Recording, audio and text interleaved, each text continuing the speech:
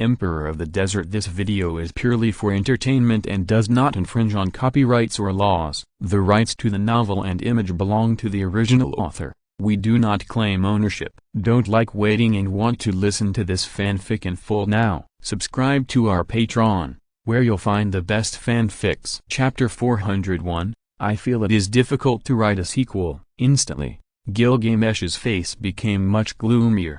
However, it was precisely because he recognized Qin that he did not continue to stand there, but came to the remaining two thrones and chose to sit down. Then, he stared at Qin, his ruby-like snake eyes staring at Qin. It turns out that this bandit who took the initiative to fight for my treasure was attracted by you. Humphrey, I will just see what methods you, a beast wandering in the underworld, have. Why are you so arrogant? Qin was quite speechless about Gilgamesh, who was still arrogant. In the world of the God Slayer, after absorbing Marquis Wuban, he also obtained Marquis Wuban's 3 Hades powers: the power of Osiris, the ancient Egyptian Hades, the original Hades, who abdicated and gave the throne of Hades to Osiris, became the god of death and mummies; the power of Anubis, the side of Ishtar in Sumerian mythology; the power of Inanna, the goddess of the underworld, with the power of the 4 French Hades gods of ancient Egypt,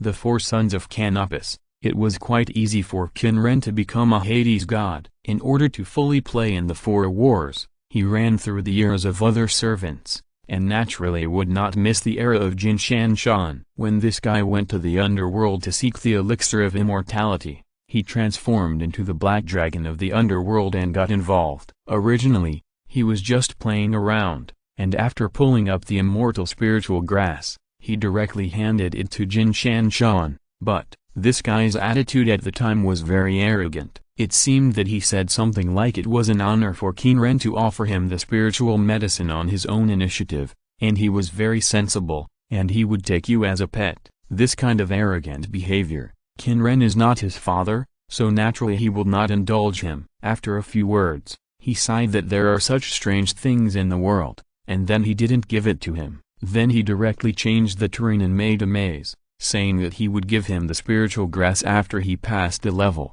and then mocked him a few words. Then Jin Shan was very angry and wanted to fight him directly. Qin Ren was certainly not afraid, and at that time, they almost staged a scene of the Brave Dragon quest. The reason why he confronted Jin Shan head-on was because of what happened at that time.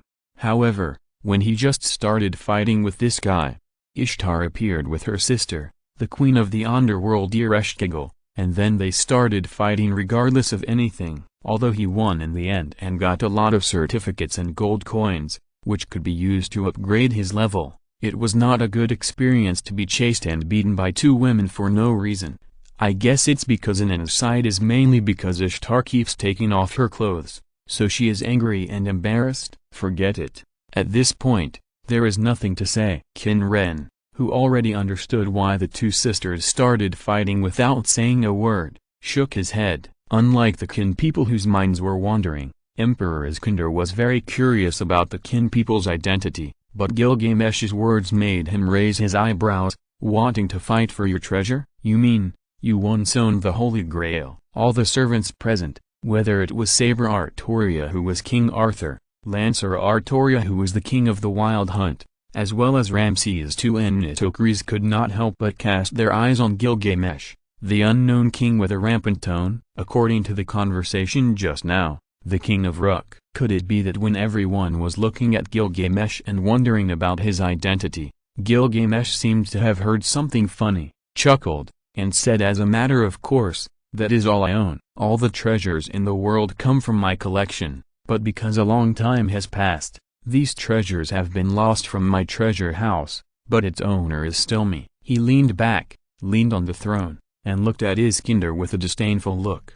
As long as it is a treasure, it must belong to me. There is no doubt that those who covet my treasures are thieves. Iris Violon Saber next to them looked at each other, and they could see the words "is this guy crazy?" in each other's eyes. As long as it is a treasure, it belongs to him. Is he mentally ill? Lancer Artoria was expressionless, slightly thoughtful, thinking about who holds the Holy Grail in the legend. After becoming the king of the Wild Hunt and guarding Britain with storms and spirits, and becoming a heroic spirit. She knew a story that was circulated among the people, a story told by a wise man named Wolfram. Only a person with a pure heart and mind can obtain the Holy Grail, and only God can judge who is worthy of it. In the story, this man and Parsifal eventually returned the Holy Grail to the Holy Grail city, and then asked Kingfisher the right questions to save the dying king. In the end, Parsifal himself became the king of the Holy Grail, and another cycle began. Among her knights of the Round Table,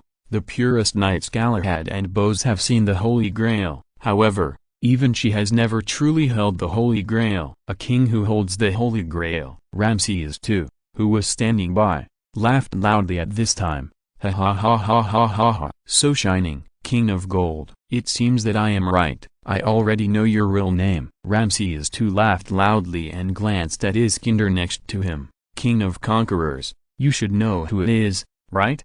Iskander scratched his head. It should be correct. He had heard about it both before and after his death. As Darius III's old enemy and son-in-law, he was still very clear about Darius III. Darius III found the ruins that housed all the treasures in the world, the real Babylon, the real gate of God, the legendary door to the treasure house of the gods. The Babylonian kings of all generations would never touch the door, but in order to fight him, Darius III opened the door with dignity. The recorder said there is nothing in the tomb, but is there really nothing? His eyes fell on Nitocris. Rumor has it that the tombstone of Nitocris, an Assyrian queen with the same name as the Sky Queen, contains a door leading to the treasure house. Looking at the two people playing dumb here, Pharaoh Iskander was still looking at her, and Nito was confused. Could it be a person related to him? The Qin people also watched the fun quietly. Sumer and Ruk are full of mystery, but in fact,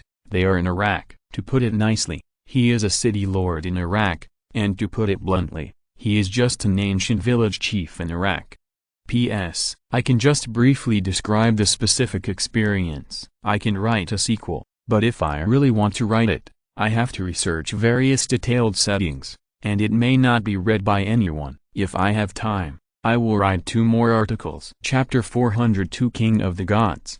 However, at this moment, the Qin people were a little speechless. Why didn't Jin Shanshan take out the wine? According to the original plot, shouldn't Jin Shanshan take out the wine after saying that the emperor's wine was rubbish, just talking dryly without drinking? However, Gilgamesh did not take out the wine bottle and wine glass as he wished, and Nito next to him asked carefully, in other words, with your consent, we can get the Holy Grail. Because of the riddles of Pharaoh Iskander and Pharaoh Osmandiz just now, she couldn't be sure whether the guy in front of her with eyes high to the sky would be a great pharaoh, so she became careful in her words to avoid angering a person who might be a great pharaoh. Gilgamesh just sneered and said in a mocking tone, of course, but I will only reward my subjects and people.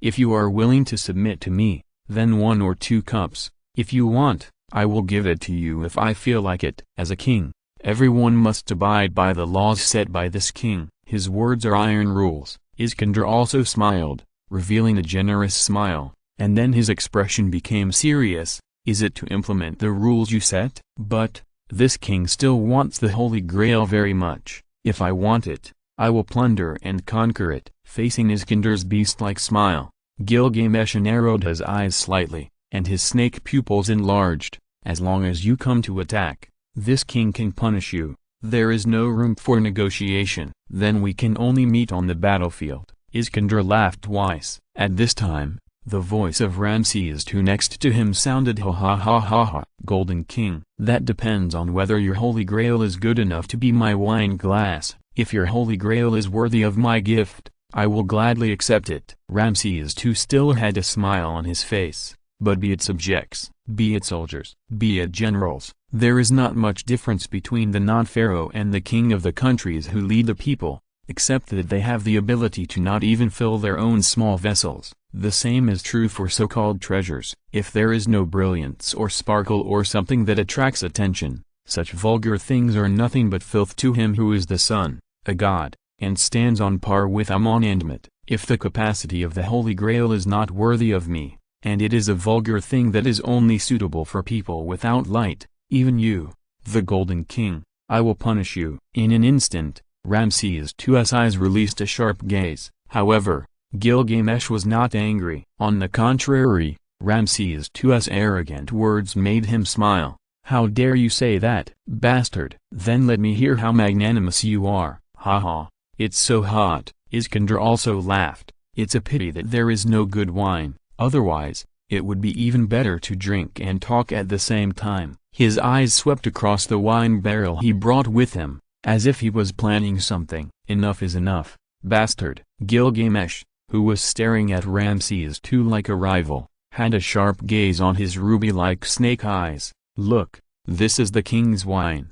As he spoke, ripples appeared above the table. Waver, who was standing next to him, recognized it at a glance. It was the movement that appeared yesterday when Archer released his treasure to fight against the Sphinx. However, what surprised him was that what appeared was not a weapon, but a wine vessel inlaid with shining gems. 7 golden cups. A heavy golden bottle filled with colorless and clear wine. Oh, very good. After the wine cup and wine glass fell on the table, Iskander immediately took action and was about to pour the wine. At this time, Qin Ren said, King of Conquerors, as a king, you don't need to do things like pouring wine yourself. When Iskander's eyes turned, Qin Ren snapped his fingers. As the magic surged, a brown-skinned woman wearing Egyptian-style clothing and a metal forehead ornament like the Eye of Horus on her forehead suddenly solidified. This situation shocked Izir and Weber. Familiar? Spirit? Number. It's very close to a servant or even an existence. And then,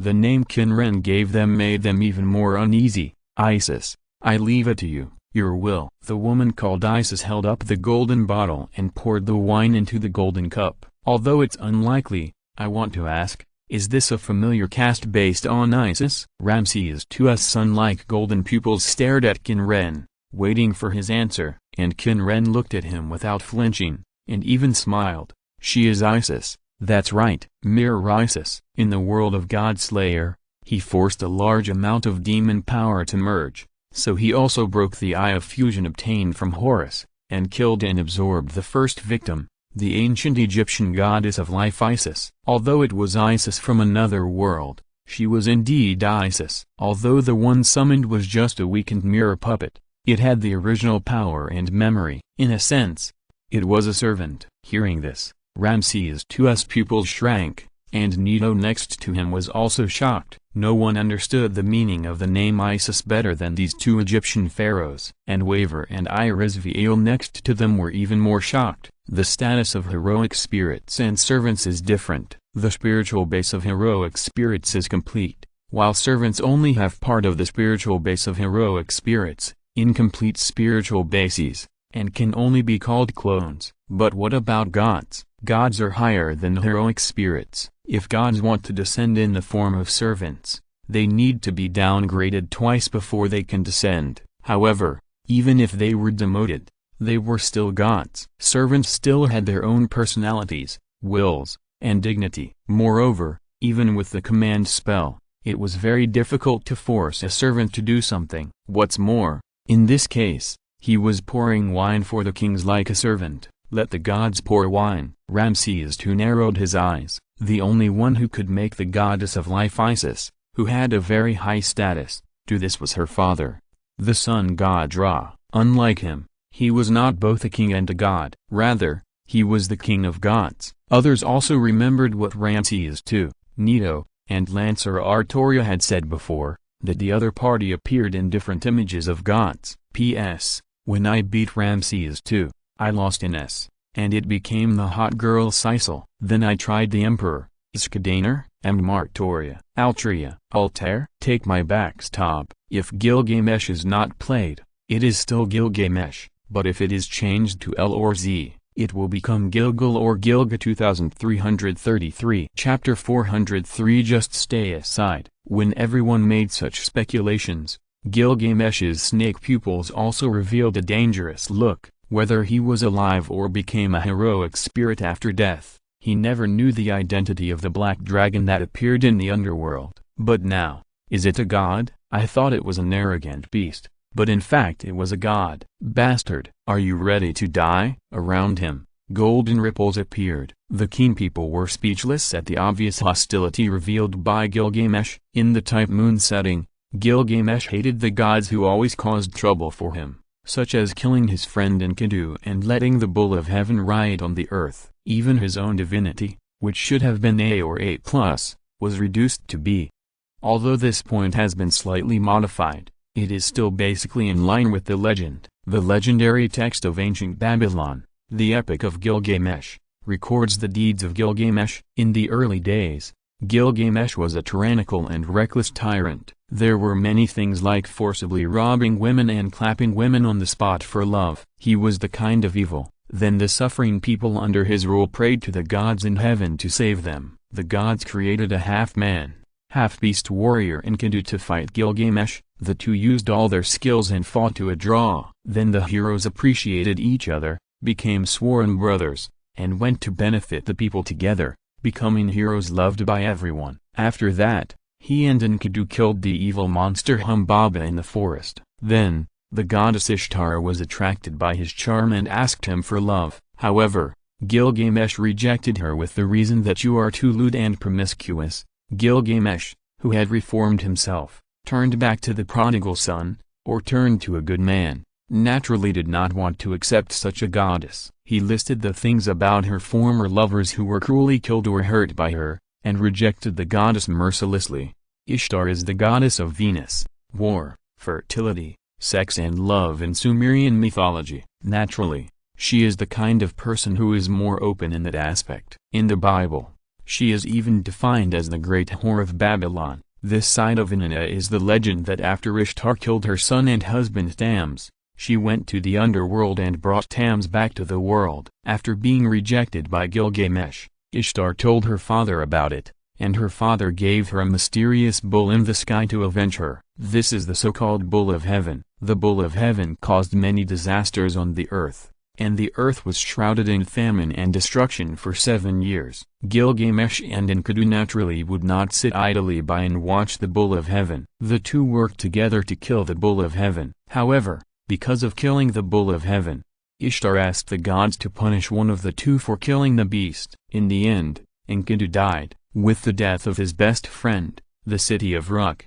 which had been gradually prospering under the rule of the reformed Gilgamesh, gradually declined because of Gilgamesh's decadence. Finally, because of Enkidu's death, Gilgamesh, who was increasingly afraid of death, chose to go to the underworld to find the elixir of immortality. The result is obvious. Gilgamesh could not accept that the elixir was stolen by the snake. He kept sighing and then died of depression. In the Sumerian legend, the reason why the snake could shed its skin and grow a new body was because it stole the elixir from the underworld. Although the characters of Type Moon have undergone many modifications, Gilgamesh is also very high profile as the son of Mushroom, but the hatred of gods is in line with the logic of the prototype. Gilgamesh, who descended in the Archer stage, should basically be the side of Gilgamesh's age as a tyrant. If he hates gods, should it also include the time period before and after Enkidu was killed by the gods? Sit down honestly, king of Uruk, you can't do anything in my palace. Qin Ren glanced at him, and his eyes were filled with mana, turning into countless chains. The next moment, Gilgamesh felt a huge force descending on his body, making him feel that all the treasures had lost contact. Prophecy. The prophetic power from the demon god Huler. Although it consumes a lot of mana, its versatility can be said to be omnipotent. You, Gilgamesh, have come with a complete spiritual foundation. As the main body of a heroic spirit, it is uncertain how much the power of prophecy can be exerted. But now, as a servant, just stay still. Looking at Gilgamesh, who was unable to speak and sat on the throne with his eyes wide open, Iskander beside him could not help but sigh. Even the most ancient king cannot resist the power. Is this a god? How domineering! Domineering? Qin Ren glanced at the great emperor. If as a god, you can't even do what you want to do, then what's the point of being a god? And at this moment, a historical shout rang out, here is the way. How can a god who is blinded by desire be called a god? The one who spoke was Saber Altria. Oh, heresy! Qin Ren turned his attention to the legendary King Arthur. The legend of King Arthur has many prototypes. Many creators of the legend of King Arthur used the story of Sigmund pulling out the sword in the tree in Norse mythology as a blueprint to create the story of King Arthur pulling out the sword in the stone. The story of King Arthur and Lancelot was created based on the triangular entanglement between Finn, the king of Eileen of the Fianna Knights, and Diarmid. Even the final ending of King Arthur is similar to that of Finn. But despite the many myths, there is even a legend that King Arthur's Knights of the Round Table fought with the Knights of Fianna. As a British legend, it is also geographically inherited from Celtic mythology. But why is the legend of the Knights of the Round Table not classified as Celtic mythology or Norse mythology? Because they believe in Christianity, or Catholicism. The belief of the Knights of the Round Table is Catholicism. If you have to classify it, the legend of the Knights of the Round Table is also a Christian legend. Among the Knights of the Round Table, there are elves and fairies, but there are no gods. Many of the Knights of the Round Table are related to Jesus. Lancelot is the son of King Francisca, the 8th generation of Jesus Christ. Galahad is the 9th generation of Jesus Christ. Although the Christian background of the Knights of the Round Table was deliberately downplayed in Type Moon,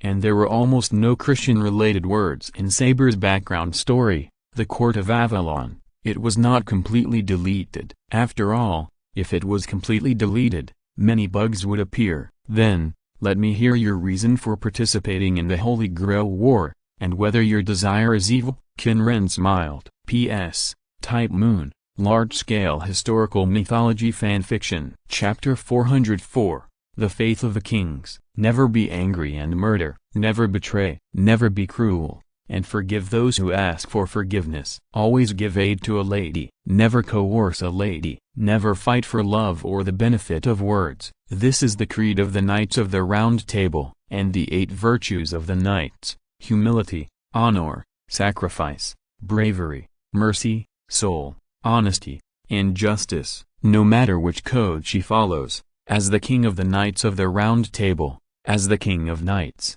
she cannot ignore Qin Ren's distorted speech. After hearing Qin Ren's words, she raised her head, and the king of knights looked directly at Qin Ren and said, I want to save my hometown. I want to change the fate of Britain's demise. For this, I want to get the Holy Grail. Her voice was full of determination. Everyone present cast their eyes on her. After she finished speaking resolutely, there was silence for a long time, including the host of the banquet who was suspected to be the king of gods. In this unspeakable silence, the first person who felt puzzled was herself. Why was she silent? Convinced by her words? No, as a king, how could he be convinced by a single sentence? The next moment, Ramses II laughed loudly. Ha ha ha ha ha. This laughter, at this time, no one would think it had a good meaning. Saber also frowned. Sun King, why are you like this? Ramses II stared at her with his dazzling, sun-like golden eyes, and then said something that surprised her a little.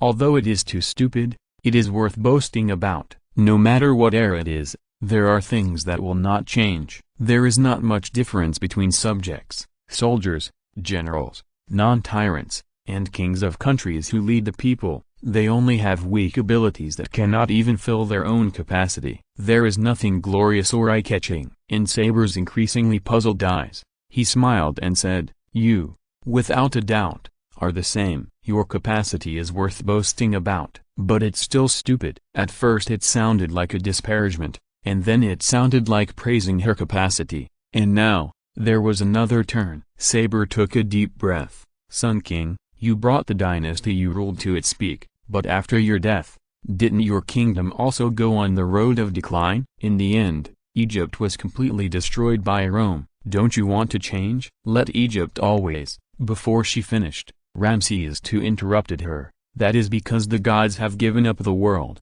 and this world is no longer worthy of being ruled. I, the pharaoh, am the incarnation of the gods, the heirs of the gods. The Upper and Lower Egypt under my rule have entered their peak, and my subjects have the qualifications to be ruled by me, and to be granted peak prosperity and prosperity by me. His sun-like golden eyes swept over Saber. If the dynasty is destroyed, It means that the subjects are not qualified to lead a prosperous era. They do not need to be saved, and they should not be saved. That is the result of their own evil, completely self-centered and noble speech. Everything in this world belongs to him, and prosperity and happiness are also his. Human beings are originally vulgar, so as a pharaoh, he does not need to be indignant because of them, and he will not have any regrets if humans perish. I am the highest, I am perfect, I am absolute. My tragedy is that my lifespan is limited. Like other pharaohs, I can only dream helplessly of rebirth at the end of distant time and move forward on the journey to God. At this time, Nitocris next to him said, Pharaoh Osmandus, you are one of the greatest pharaohs among countless pharaohs, a king who stands shoulder to shoulder with the gods. Who can refuse to go to the eternal kingdom of the gods with your own will? If you have enough lifespan, you will surely lead Upper and Lower Egypt to prosperity. Nodding gently to Nito, Ramses II turned to look at Saber. You have a similar capacity to the pharaoh, but you are indeed not suitable to be king. Listening to the previous words, she was quite angry. How could there be such a distorted belief that the dynasty collapsed because the people were not qualified to be ruled and not qualified to be saved?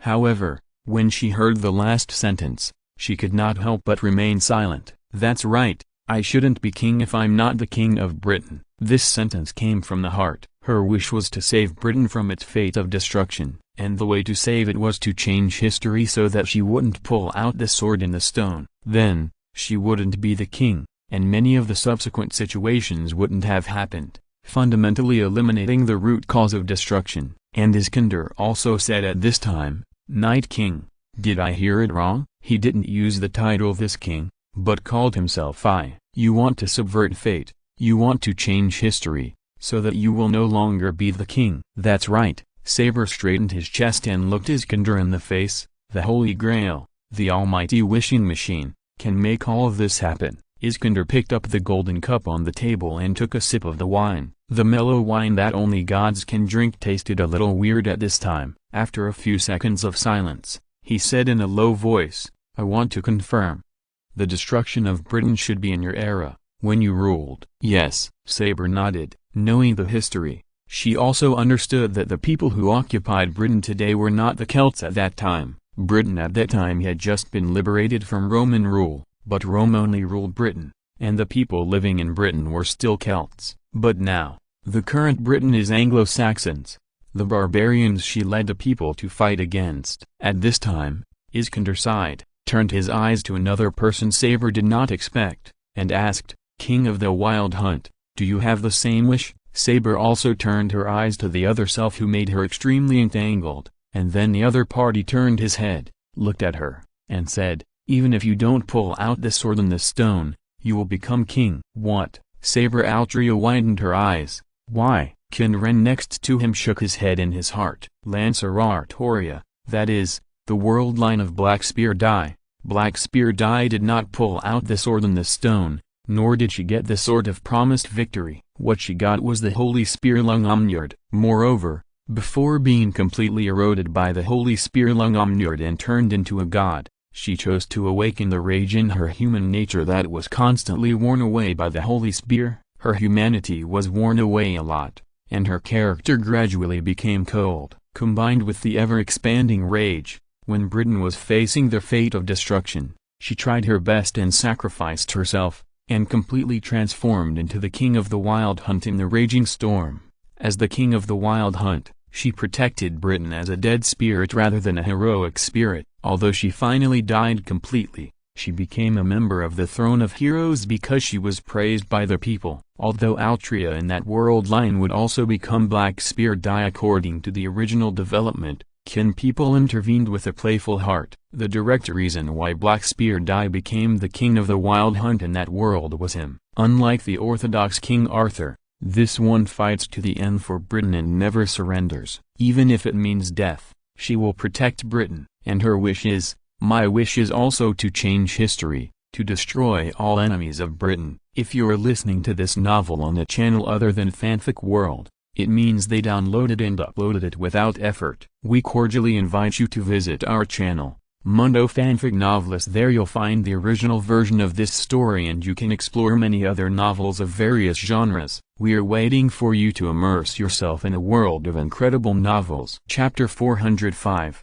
Farewell to the Age of Gods. After saying this, she turned her gaze to her other self in a blue and white dress and armor. Looking at this so-called official King Arthur, she said, "Whether you become King Arthur or not, Britain will be destroyed." Her indifferent and cold eyes did not fluctuate at all, and she stared at Saber, who was obviously shaken. "Merlin should have told you that Britain is the remnant of the Age of Gods. As the Age of Gods fades, Britain will surely perish." Hearing her words, Saber lowered her head slightly. "I know, I have always known," Merlin had told her before she pulled out the sword and the stone and became the king of Britain. "Altria, if the Age of Gods does not decline, the British people, as the legacy of the Age of Gods, will inevitably perish with it." "But," Saber raised her head, her green eyes staring at her other self, "but, Merlin also said that Britain can be saved." "If you can say this, then you have done the same thing as me,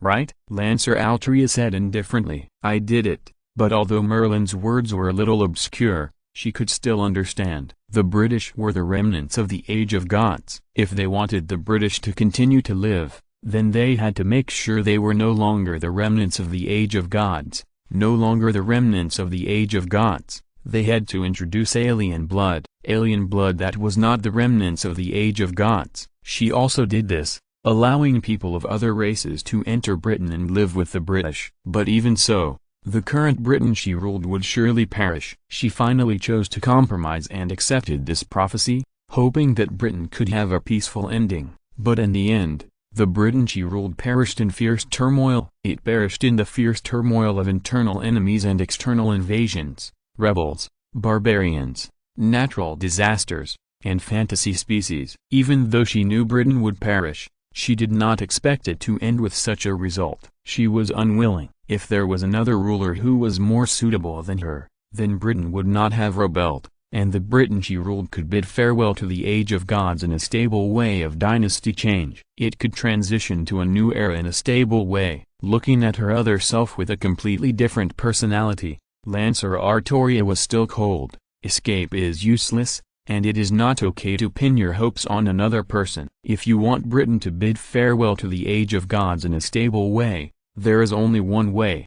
She turned her eyes to the Qin people sitting in the main seat. Eliminate all enemies, the invading barbarians, the internal rebels, and the rampant fantasy species, all of which must be wiped out to achieve the goal. In a sense, as the same person, their goals are basically the same, although they are different. She can't do this herself, but this god who somehow escaped the fading of the Age of Gods and did not disappear with the fading of the Age of Gods like the gods in various myths, appeared in front of her as the king of the wild hunt, the god King Nuada, and has enough power to achieve this goal. They have existed since the Age of Gods. Even now, in this era when there are no gods left, what kind of power do the gods still have? She doesn't know, but there is no doubt that they have the power to change history. Qin Ren still has no expression when he noticed the sight of Lancer Altria. In the setting of Type Moon, there are the Age of Gods and the Age of Man. The Age of Gods has existed since the birth of the Earth.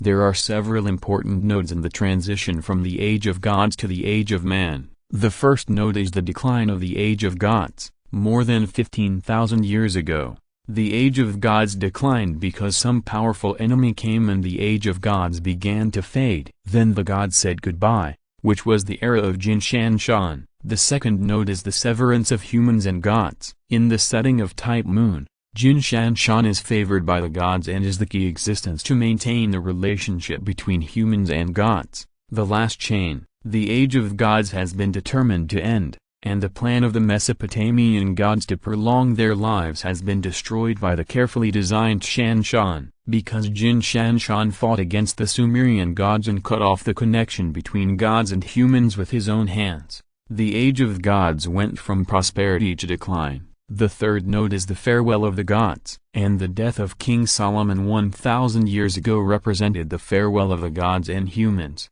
and the gods and humans said goodbye, and the Age of Gods accelerated its decline. From 500 BC to around the first year, the age of gods completely disappeared. And because Britain is an island country, there are remnants of the age of gods, but remnants are remnants, and they will inevitably come to an end. Britain will inevitably perish. The age of gods completely disappeared, and the mystery is constantly declining. The great source of magic is constantly decreasing, and the power of magic is also constantly slowing down. Just like the ancient Egyptian gods went to the eternal kingdom, other fantasy species, those creatures that represent mystery, also realized the continuous decline of mystery. And then, it was the human era. Whether it was dragons or fairies, they all moved to the back of the world, leaving the land to humans. When the Qin people came to the Type Moon world, they saw that there were various fantasy species living in those places. This is the background setting of Type Moon. After the history of these heroes was changed,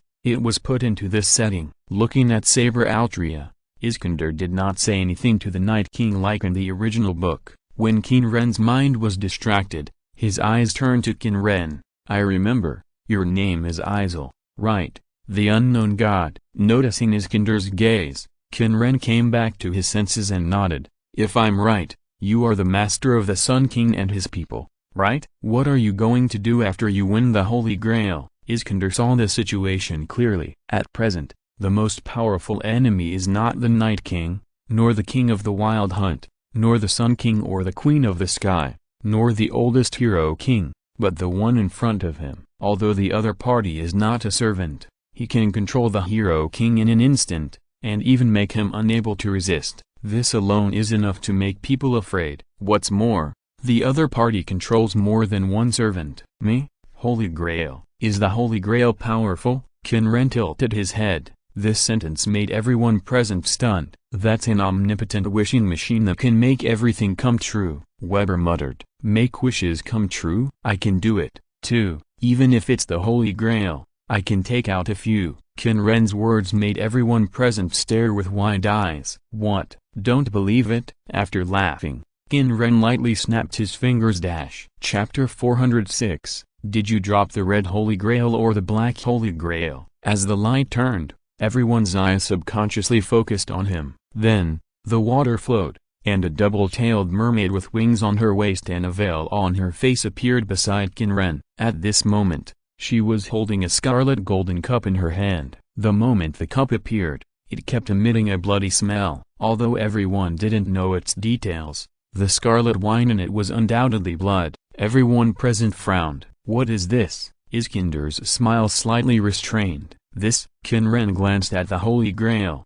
Holy Grail, Holy Grail. Everyone present, especially Iris Veil, exclaimed in surprise. Yes, that's right, the Holy Grail. Qin Ren took the Holy Grail from the Mermaid Queen's hand, put it casually on the table, looked at the scarlet fluctuations of the Holy Grail, and said, "It's just that the blood inside is not necessarily Jesus's." Saber Altria immediately frowned and retorted with dissatisfaction. How could such an evil thing be the Holy Grail that we heroes are pursuing? I didn't say it was the Holy Grail you were pursuing. This is Athena's evil Holy Grail, Qin Ren said leisurely. Item, Athena's evil Holy Grail, E, plus 30% E spell power plus 30% E magic resistance plus 100% E basic mana recovery unique passive, 35% of the original damage caused is stored as blood charge. When casting a treatment or shield, it will consume a charge layer equivalent to 100% of the treatment or shield value to provide a treatment effect equal to this number of layers. Unique passive, detuned. Every 25% of your basic mana recovery provides 5 spell power. It will invalidate the same effects on your other equipment. Equipment in law, commonly known as the Great Holy Grail. Athena, the name of the famous female war god in Greek mythology, is certainly not unfamiliar to everyone. But even if they know it, it is hard for everyone to believe that this blood cup with an evil aura is the legendary Holy Grail. And looking at the different expressions of everyone, Qin Ren almost laughed out loud in his heart. The Holy Grail is naturally not a rare setting. There is a Holy Grail in P5, and there are also 2 in law. The Holy Grail of Harmony and the evil Holy Grail of Athena. By the way, a setting that may be eaten by the book now in the previous setting, Athena's evil holy grail was stolen by Morgana from the god realm and contaminated with evil thoughts. Vigar bought it from Morgana at the cost of 1 million souls of fallen soldiers, that is, 1 million magic power. Originally, the name of Athena's evil holy grail was very inconsistent with the world view of law, and the background story had no sense of existence. Even the official information website has removed this setting. Before Qin Ren crossed over, Morgana had been remade, and the story of Athena's evil holy grail had completely lost its connection. However, although it has nothing to do with the background of LOL, the name Athena is very useful in various works such as Fate that borrow real myths as the world view. The Greek goddess of wisdom and war. Looking at their expressions, Qin Ren began to make up the origin with a very bad taste. This holy grail contains the souls and blood of all the people killed by Athena. Through killing, it can give life and vitality to the holder, and it can continuously generate magic power. It is completely fine to use it as a wishing machine. The Holy Grail in the Holy Grail War is divided into two structures. The first is the Great Holy Grail, which is connected to the seat of heroes and buried in the ground veins of Fuiuki City. It continuously draws and absorbs the great source of magic power and is the foundation of the Holy Grail War. The second structure is the Small Holy Grail, which has a real wish-making function. And the Small Holy Grail. Qin Ren's eyes turned and moved to Izir Qin! Qin Ren's sight instantly gave Izir a bone-chilling chill, and she couldn't help but take a few steps back. As a member of the Izir family, one of the 3 Holy Grail families, or an artificial human, how could she not know the mechanism of the Holy Grail? She is the Little Holy Grail. The Little Holy Grail is actually an artificial human produced by Izir. It is essentially a magic tool with a human form, but it is made into a human form. It has been mentioned before that after the demise of the Age of Gods, in modern times, there are only 5 existences that can be called magic, namely the 5 great magics, of which only 2 are known magics, and the third magic Heaven's Grail is one of them. The third method, the Heaven's Grail, is the materialization of the soul, which can give people eternal life, and is also the so-called wishing machine. The third magic is one of the functions set by Izir in the Little Holy Grail,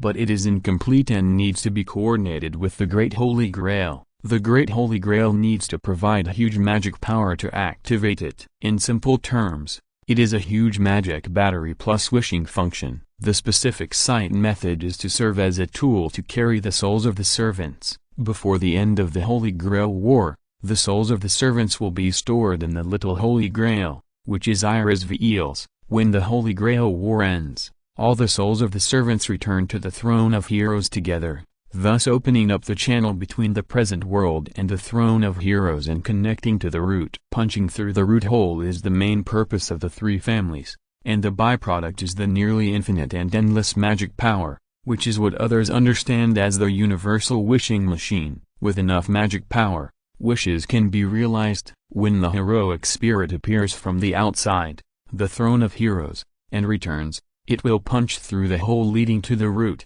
and the Little Holy Grail is the instrument that fixes this hole, so as to achieve the long-cherished wish of entering the root. In other words, using the endless huge mana in Athena's evil Holy Grail, plus Izir, a wishing machine can be made.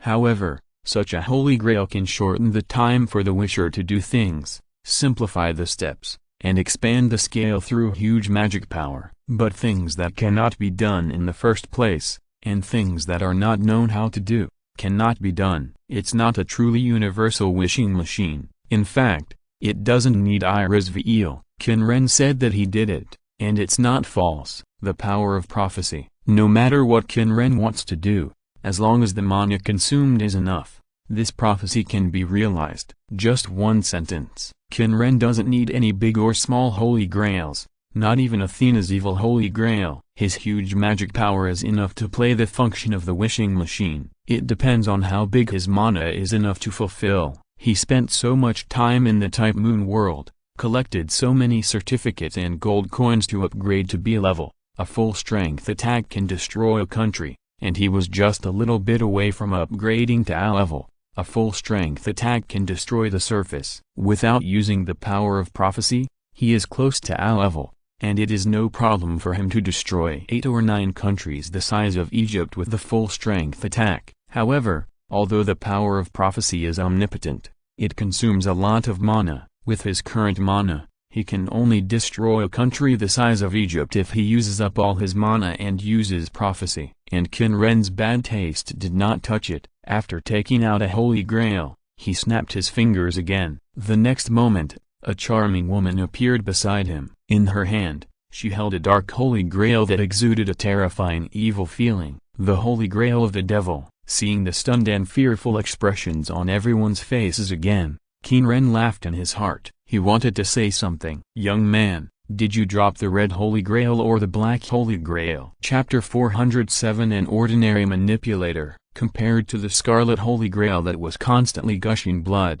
the holy grail in front of them was pitch black and gloomy. However, what everyone present was extremely afraid of was the turbid black spring in the holy grail. Also, on the outer wall of the holy grail, a pitch-black giant snake with 10 heads seemed to be alive, casting its gaze at all the servants and masters present. Apep is the heroic servant of ancient Egypt. The first reaction of Neto and Ramses II was the chaos serpent Apep, the twin brother of the god Ra, who tried to devour the sun and light and plunge everything into darkness and chaos. Devil, as a legacy of Celtic mythology and a legendary heroic spirit closely linked to Christian culture, this evil existence was the first reaction of the 2 King Arthurs. Even in their hearts, the word Satan emerged, which could make people feel evil just by calling it. As for the masters, for a waver, even if they just looked at each other carelessly, the constantly fluctuating evil power made Waver fall into pain instantly. This was even more terrifying than the demons he had seen in the magic rituals of demon summoning in the inheritance department. It was a demon, no doubt, but this kind of thing was more evil than a demon, and it was more advanced than the highest level demon in the textbook. Sin. All the evil in this world was difficult to match, as if the pitch-black giant snake was the original sin, and existence was sin. Waver couldn't help but think of a word from the era of the great magician Solomon. The legendary demon who commanded all the demons and devils in hell, possessed vast knowledge that even the wisest magician could not master, but took pleasure in the war, killing, betrayal, and dregs of humans and living beings. The demon god. Because of its evil, it was sealed in the giant pillar. The demon god is the pillar, and the pillar is the demon god. Even without Waver's reaction, Iskander almost couldn't help but take out the sword of Cyprus, summon the flying hoof thunder bull, and destroy this evil thing with thunder. However, at this moment, a flash of lightning flashed through his mind, and he seemed to be suddenly awakened, and his eyes turned to the woman holding the Holy Grail. For some reason, he seemed to have ignored this woman who should have a strong presence. "You still have some brains." The charming appearance, frivolous voice, and endless evil and lewdness hidden in that expression and tone. It was as if the other party was the embodiment of lust. The other party's phantom-like figure, as if it was separated from reality, made Iskander feel like he was observing the surface of the water and observing a mirror. However, there was no doubt about one thing. This person, similar to Isis next to him, was close to their existence. In other words, a servant. Sitting in front of the window, Emiyakiratsugu accidentally glanced out the window, and the sky was dyed black as he walked into the dark night. Night was his favorite time and the most suitable time for him to act. However,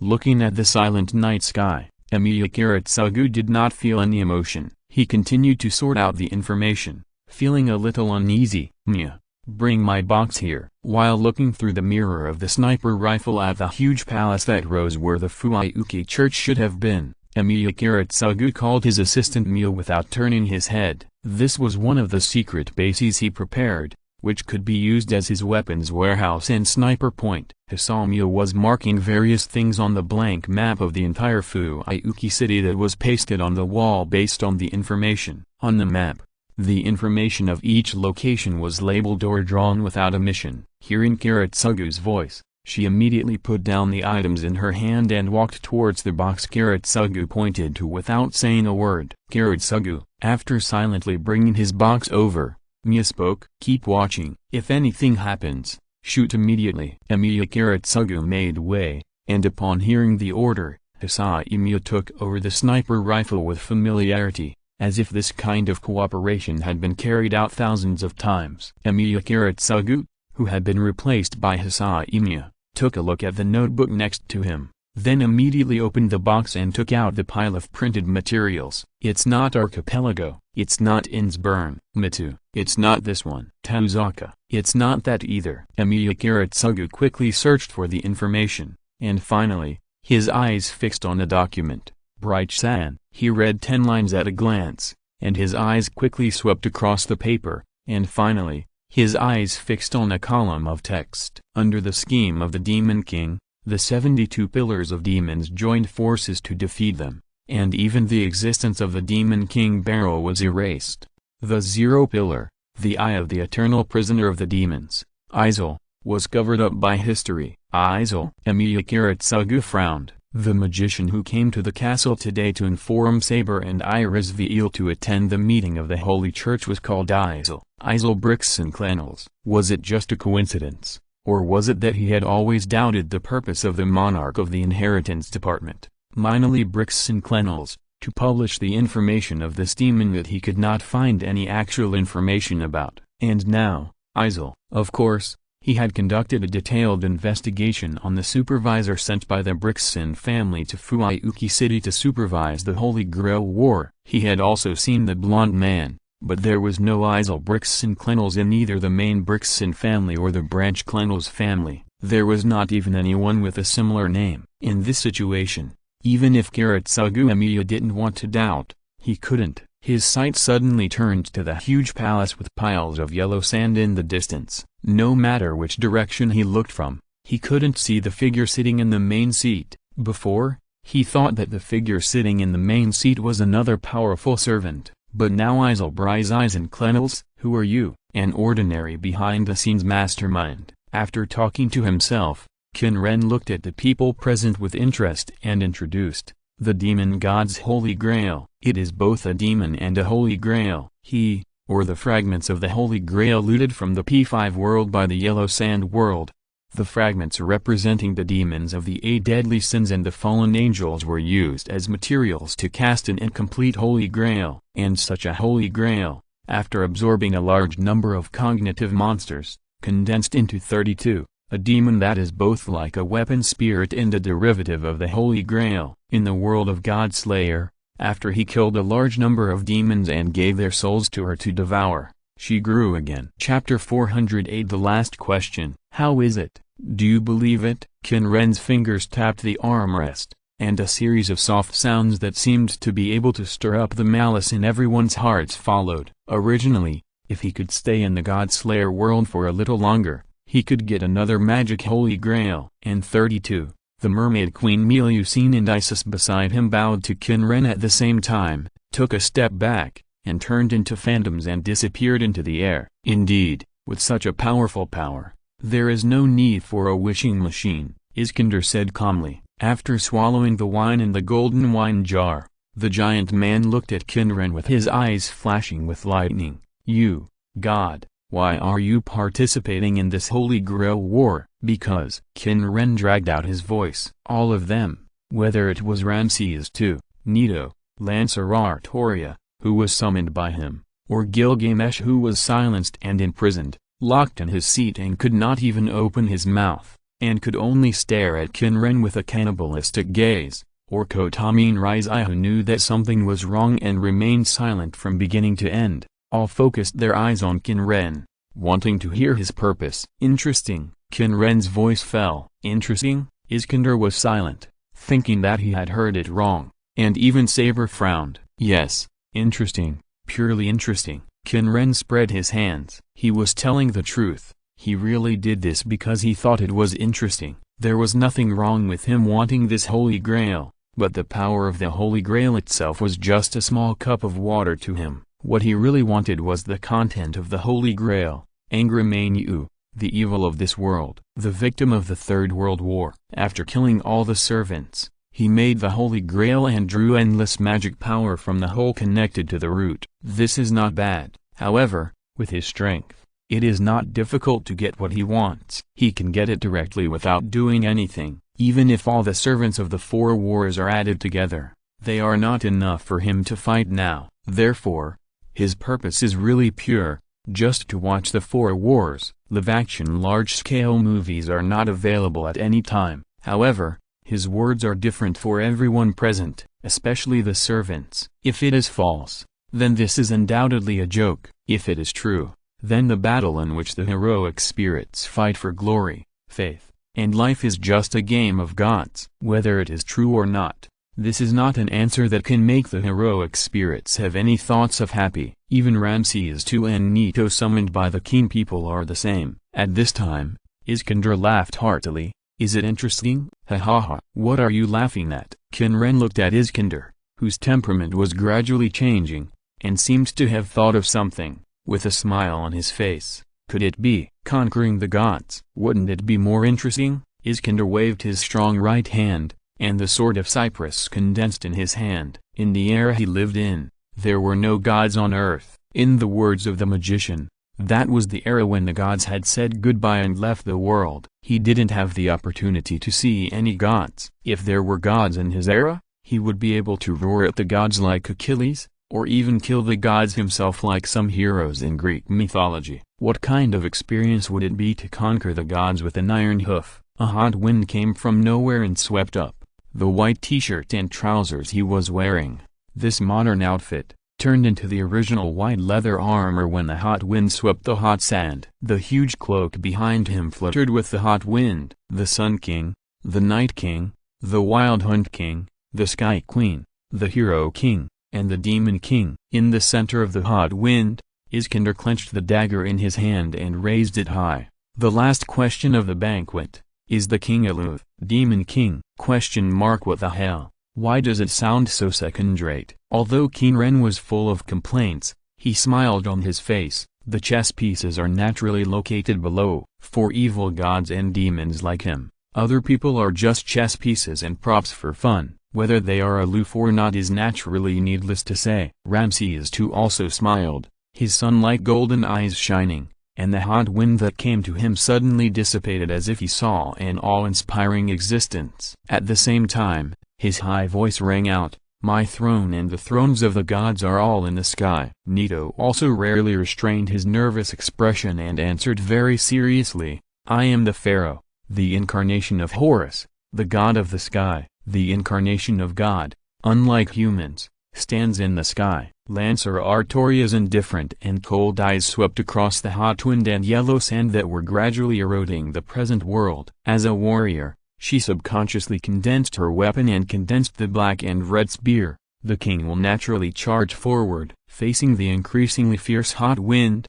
Saber Artoria did not hesitate at all, and activated the Wind King barrier to dispel the surrounding hot wind. The king will naturally be aloof. Ha ha ha. Today I will show you my kingly way. Listening to the various different answers, Iskander laughed out loud. Along with his laughter, the hot wind that swept up suddenly spread, and the huge magic power eroded the present world and overturned the world. The huge palace suddenly disappeared, and the world in front of him turned into a huge desert wasteland. The scorching storm with hot sand dissipated. However, the scene at this moment made everyone present show various expressions. This huge desert wasteland spread to a distance that could not be captured by vision, until the horizon blurred by hot sand. The scorching sun hung high in the sky without a single cloud, casting scorching light on the earth. What is this inherent barrier? Waver's eyes widened. Even though he knew the power of his servant, the feeling of knowing and witnessing it with his own eyes was completely different. As expected of the king of conquerors, he deserves praise. Ramses II swept his eyes across the huge sand plain and nodded gently. Gilgamesh, who was still imprisoned on the throne, couldn't help but burst out with a little spirit in his ruby-like snake eyes. At this time, Iris Veal couldn't help but mutter to herself, "Magic is the closest to magic, a subspecies of fantasy materialization." It was originally an ability that only elves and demons could manipulate. Only powerful magicians can create magic in their own mental world after years of practice. Why? He's obviously not a magician. Chapter 409, The King's Army. Iskander did not turn around. He just stared at Qin Ren, who was sitting on the throne of quicksand with his head tilted and his elbows propped up. He answered Irizviel's question with a proud voice, "I am not a demon, an elf, or a magician, but this is the land where my army once galloped. Only because the warriors who have shared the joys and sorrows with me have firmly imprinted this scenery in their hearts, can this world be recreated." The army of the king. The two King Arthurs turned their heads almost at the same time and looked at the other side of the desert. Saber's eyes widened, and Lancer, the king of the Wild Hunt, also froze his sight slightly, as if he saw some magnificent scenery. What is that? Tap, tap, tap. Even in the huge desert of quicksand, you can hear continuous noises. It's not the sound of footsteps, but the sound of the arm around the body shaking and colliding. On the horizon, blurred by the sand, there appeared a mirage-like image that shocked everyone. 1 person, 10 people, 100 people, 1,000 people, 10,000 people. All of them are servants. How is this possible? Irizviel subconsciously moved closer to Saber, her palms soaked with sweat. Cavalry, spear and shield infantry, heavy infantry, spearmen, although of different races and equipment, they were full of the powerful momentum of the army. That kind of fighting spirit, that kind of momentum, that kind of spirit, each one of them was a heroic spirit, a servant. Although she was not a real master, she could see that those servants were servants whose souls were materialized by magic power. In the Holy Grail, the reason why servants could descend was because of the Greater Holy Grail. During the First Holy Grail War,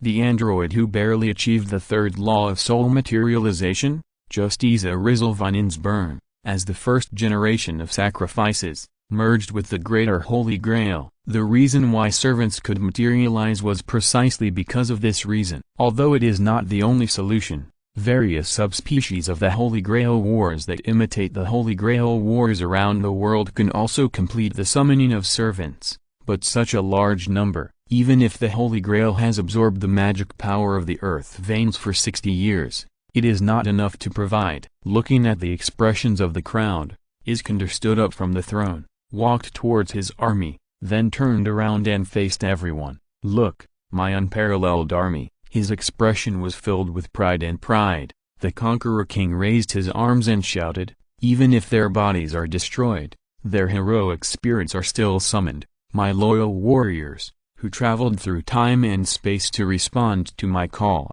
my eternal friends. They are my treasures. They are my way of the king, my Iskander's most powerful treasure. The king's army, the anti-military treasure, the king's army, can summon the warriors who once followed him into battle. The god of war, one-eyed Antiochus I, the captain of the guard who followed him to fight, his lifelong friend Hephaestion, the military advisor Rumens, the general and Ptolemy I, the pharaoh of the Ptolemaic dynasty, Seleucus I, the founder of the Seleucid dynasty, King Mahalaget, and King Porus of India. Gathered before his eyes were unique heroes that had only been heard of in legends. All of them had a great reputation. They were all warriors who had fought together with the great conqueror Iskander and flattened the earth. With the bond between him and countless heroes, these heroes came down from the throne of heroes to the world on their own and responded to his call. This inherent barrier was their common mental landscape, and this land was also maintained by them together. Not only him,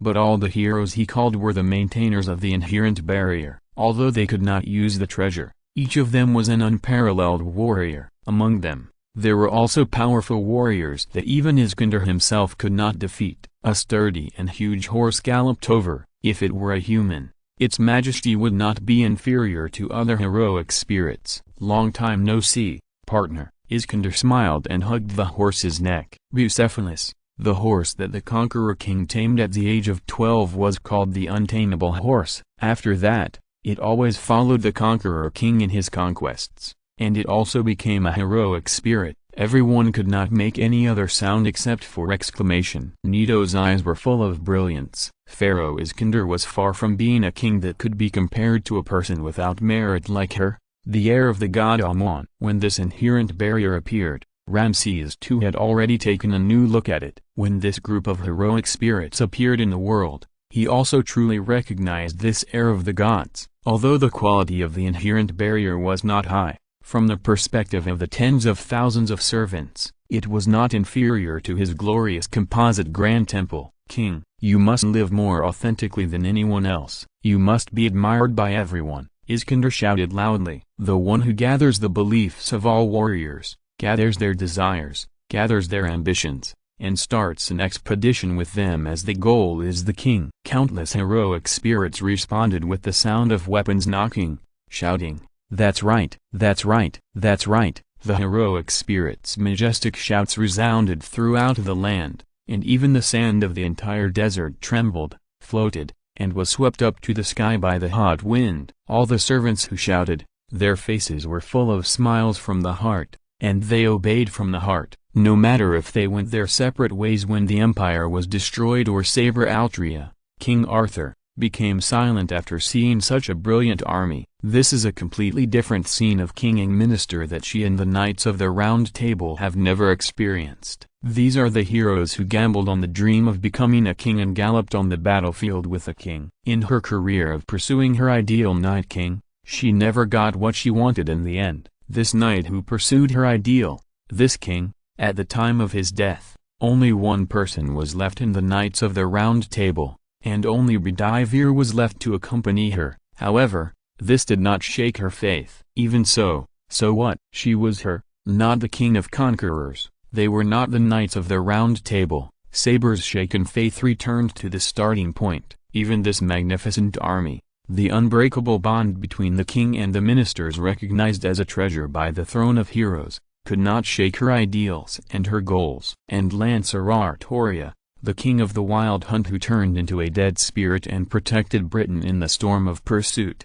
trying to prevent Britain from being destroyed, was thinking, if I had such an army, could I protect Britain? Although everyone was shocked by the unparalleled army of the king of conquerors, as a king, every king has his own beliefs and ideals. If an impassioned speech can defeat a king's faith, then she, does not deserve to be called a king. P.S. I really think so. As a king, if you can't believe in someone else's speech, then don't be a king. Although in fact King Arthur is just a legend. Even so, in terms of experience, he is nothing compared to Alexander the Great. But, after all, Type Moon, you are the best. Needless to say, lay urgent shining, 2 of the 3 golden targets. Nito is completely a little fan of various pharaohs. Type Moon privately said Artoria as the last king who completely disappeared in the Age of Gods. In order to protect Britain, she led her army to fight desperately against various fantasy species and barbarians. From the perspective of Type Moon's setting, the King of Quilts really shouldn't be shaken in his beliefs. I have read almost all the statements of Mushroom and various king fans over the years, and I know what their attitude is. Not to mention the southern hemisphere of the King of the Wild Hunt. This is a complete battle maniac. I even want to write that the southern hemisphere directly set the Great Emperor's army as an imaginary enemy and think about how to defeat such an army. To be honest, I am also a king fan, and a fan. Southern hemisphere, northern hemisphere, Nito, cough cough, I didn't say anything. Chapter 410, Tsar vs. Emperor. When Iskander's eyes turned to him, the keen people also gathered the quicksand on a whim. Under the gaze of the crowd, the wind and sand swirled around him, and the violent storm rolled up the yellow sand and enveloped his body. His body began to change immediately. His body gradually grew taller and became stronger. The condensed quicksand covered his head, forming a sand gold helmet like an eagle, and the curved and raised armor covered his chest and shoulders. When the quicksand wrapped around his arms and turned into sand gold armor, his legs gradually twisted with a slight sound, forming curved feet that were not human, but more like eagles. Rustle, rustle, rustle. In the yellow sand under his feet, a soldier with a body made of yellow sand and wearing armor rose from the sand in a kneeling posture,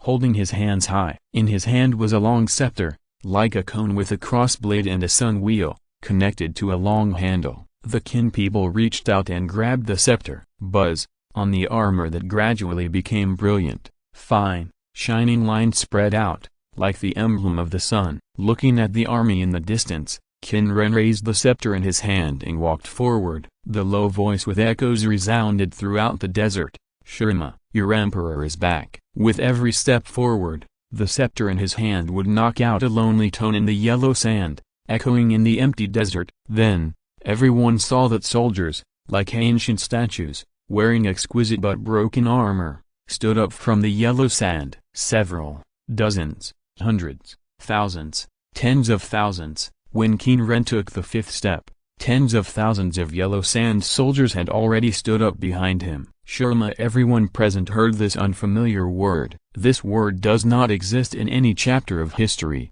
nor is it a name in any heroic epic, but everyone can hear that this unfamiliar word is not made up out of thin air. Is this your true self, your army? Iskander looked at the Qin man who had transformed into a half-eagle figure, and at the huge army behind him that was no different in number from his own army. That army was made entirely of yellow sand. He could see that those yellow sand soldiers had no will of their own. They were more like golems than warriors. But for some reason, he seemed to have a feeling that these golems had souls. Ramses II and Nito on the side looked puzzled. There was no doubt that this image was the god of the sky and the god of royal power, Horus, or the supreme sun god, the king of gods, Ra. However, the name Shurima did not impress these two ancient Egyptian pharaohs who lived more than 2,000 years ago and more than 1,000 years ago BC. The lost history of the ancient dynasty. The two pharaohs looked at each other, just like the pharaohs like the Scorpion King and Men's who did not leave detailed historical records.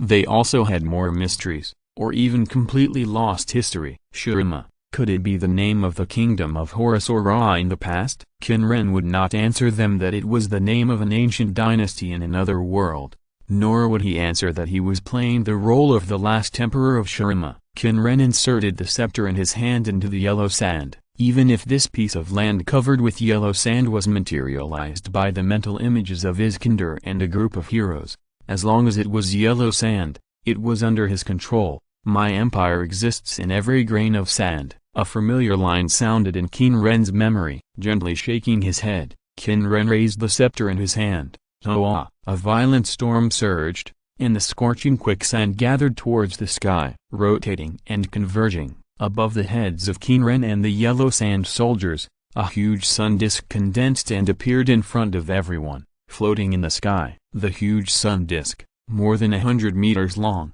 just floated in the sky, casting a scorching and sacred light on the already scorching earth. On the huge sun disk, the sacred and strange rune lines could be vaguely seen. Is it really a god? Weber looked at the huge figure.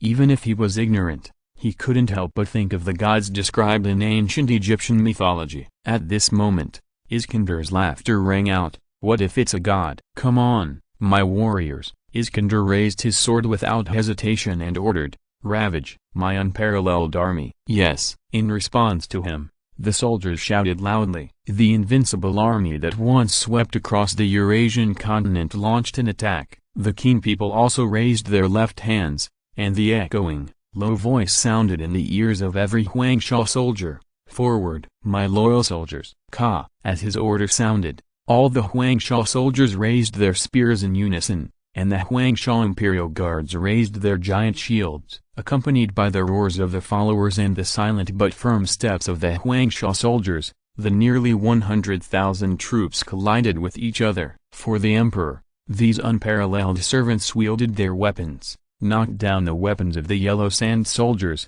and then chopped off the bodies of the yellow sand soldiers. One by one, the yellow sand soldiers were knocked down and shattered. However, the next moment, the shattered yellow sands gathered together again. For the emperor, these loyal soldiers revived again, without dodging or evading, and when the opponent's weapons pierced through themselves, they used the long spears condensed from the quicksand to pierce the servants in front of them. Everyone saw the strength of these yellow sand soldiers. They are immortal. Even if they are defeated, they will revive again when the wind and sand surge, gather again in front of the enemy, behind the enemy, or under their feet, and kill these servants who are proficient in combat with their own weapons. The Macedonian soldiers did not hesitate at all. No matter how many times the opponent stood up, they would firmly swing their weapons to knock them down again, until they were exhausted and knocked down by the immortal yellow sand soldiers who stood up again. However, this disadvantage did not discourage Iskander. On the contrary,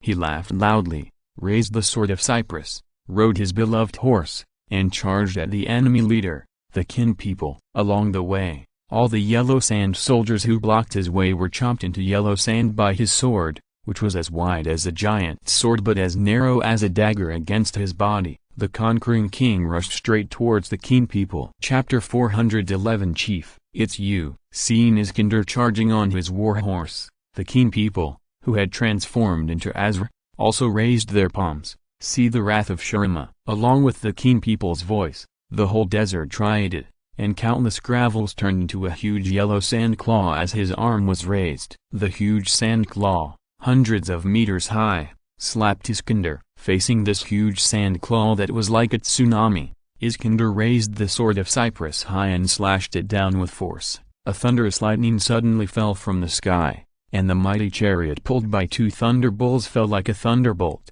and Iskander roared, and as the war horse Bucephalus jumped up, he turned over and jumped onto the mighty chariot. See you next time, buddy. He laughed loudly, whipped the bulls pulling the chariot, and rushed into the sky with a loud thunder. Hi, hi, hi. When Bucephalus's response and body were crushed by the yellow sand and disintegrated, the chariot of divine power had already driven to the sky and passed over the giant claws of the yellow sand. Then, driving this thunder chariot, Iskander rushed towards the Qin people again. In the northern city of Gordium in Asia Minor, there is a legend. The Knot of Gordium, also known as the Knot of Gordias. In this city, there stands a temple of Zeus. In the temple, there is a chariot dedicated to Zeus, but there is a rope buckle between the yoke and the shaft of this chariot. The rope head and rope tail cannot be seen on the rope buckle, and it cannot be untied at all. The oracle said that if anyone can untie this knot, he will become the king of Asia. Countless wise men and skilled craftsmen were stumped. After Iskander came to this city, he heard this legend, came to the knot, raised his sword, and cut the knot with a dagger in his hand. Therefore, there is a legend that Iskander can drive Zeus's chariot. The legend that Iskander is the son of Zeus may also have originated from here. The Qin people looked at the chariot. Whether it was true or not, the chariot had the power of thunder. Moreover, it was not the first time that the Qin people saw it. In the world of God Killer, Marquis Vauban once used the power that also came from this oracle, cut off the knot of fate to cut off his attack and block the fatal move that was bound to hit. As for Zeus, in the world of God Killer, the little god Amon Zeus, who was a fusion of the legend of the ancient Egyptian god Amon and the Greek mythology god King Zeus, also died in his hands. The Black Prince Drake, who was also called Alexander and possessed the thunder power of the fallen angel Remiel, was also absorbed by him. Using thunder to deal with himself, there is no doubt that there is no effect at all. However, the Qin people did not want to defeat the emperor with devastating destruction. He wanted to create a battle of equal strength. If it comes to real battle, the tens of thousands of yellow sand soldiers, even the servants, will not be able to break through the defense. He used the full power of this incarnation of will to enable those yellow sand soldiers to have a defense that is strong enough to resist the power of destroying an entire city. Now, he has let it go. However, as a character with such charisma as the great emperor, he did not want the other party to think that he was looking down on him. It was really difficult to do. At this moment, Iskander's voice rang out in the sky. Ha ha ha, the gods are so powerful. Even my unparalleled army can't make the gods take it seriously. He stopped the charge, reined in the thunder bull, and turned his eyes back to the warriors who were fighting with the yellow sand soldiers on the ground and following him in the battle. His vision seemed a little complicated. The giant claw that seemed to be able to tear the sky was about to hit his chariot. When he was mentally prepared for the destruction of the chariot, it inexplicably slowed down. He now saw that the full force he put in was just a child's strength in the eyes of the other party. Challenging the gods with human gods. Listening to Iskander's words and looking at this character he liked very much, Qin Ren shook his head. Forget it. There is no point in acting anymore. The other party has already realized it. If he continues, it will only be regarded as a play by gods playing tricks on mortals. However, he turned into Izir to fight against the emperor just on a whim. He originally prepared an opponent for the emperor. Qin Ren waved his right hand lightly, and the yellow sand soldiers who were fighting with Iskandar's army turned around and knelt down to Qin Ren. Even if they were pierced by the weapons of the servants, they did not move. They knelt down to Qin Ren with great loyalty and piety, and then turned into wind and sand and dissipated in the air. Looking at Iskandar, Qin Ren said, "The gap between you and me is too big." Whether it was Iskandar, his army, or the crowd watching, they had to admit it. "Compared to me, this opponent is more suitable for you." Qin Ren turned around, and the quicksand attached to his body faded away, turning into gravel and falling into the desert. The next moment, a crazy roar sounded in the desert.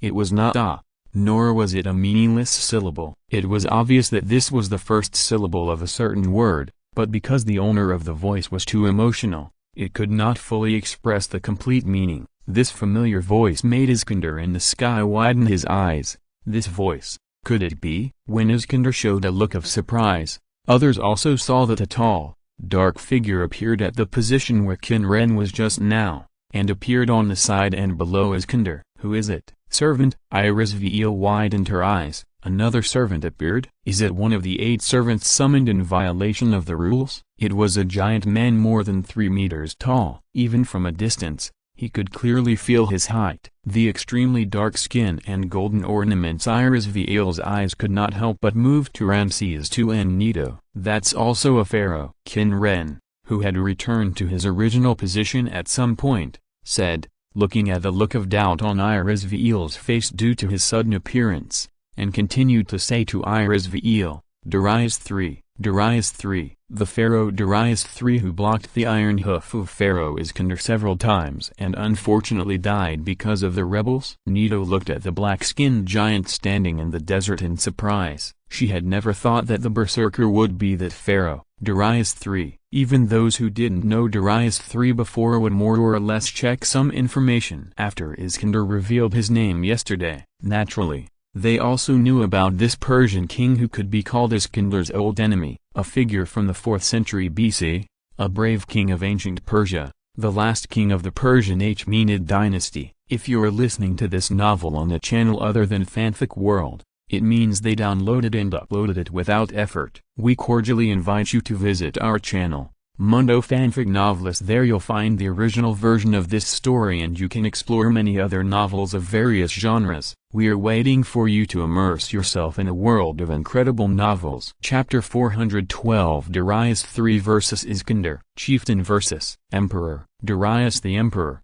driving the mighty chariot, looked at the black-skinned man standing on the earth and couldn't help but murmur. That was the strongest enemy he had ever encountered in his life. From the Pamir Mountains and the Indus Plain in the east, from the Persian Gulf and Egypt in the south, from Thrace and Greece in the west, from the Black Sea and the Amud area in the north, of all the countries and dynasties he encountered, only the Persian Empire led by this man had stopped his iron hoof several times. You know, the internal affairs of the Persian Empire at that time were corrupt and full of crises, and the entire country was in danger. However, Darius, who had just taken office as the Emperor of Persia, used powerful means to make this corrupt empire burst out with powerful power. Under the rule of that man, the corrupt Persian Empire stopped his initial expedition several times, but in the end he succeeded. "I didn't expect that I would have the chance to see you again, Darius." Iskandar smiled. Without any hesitation,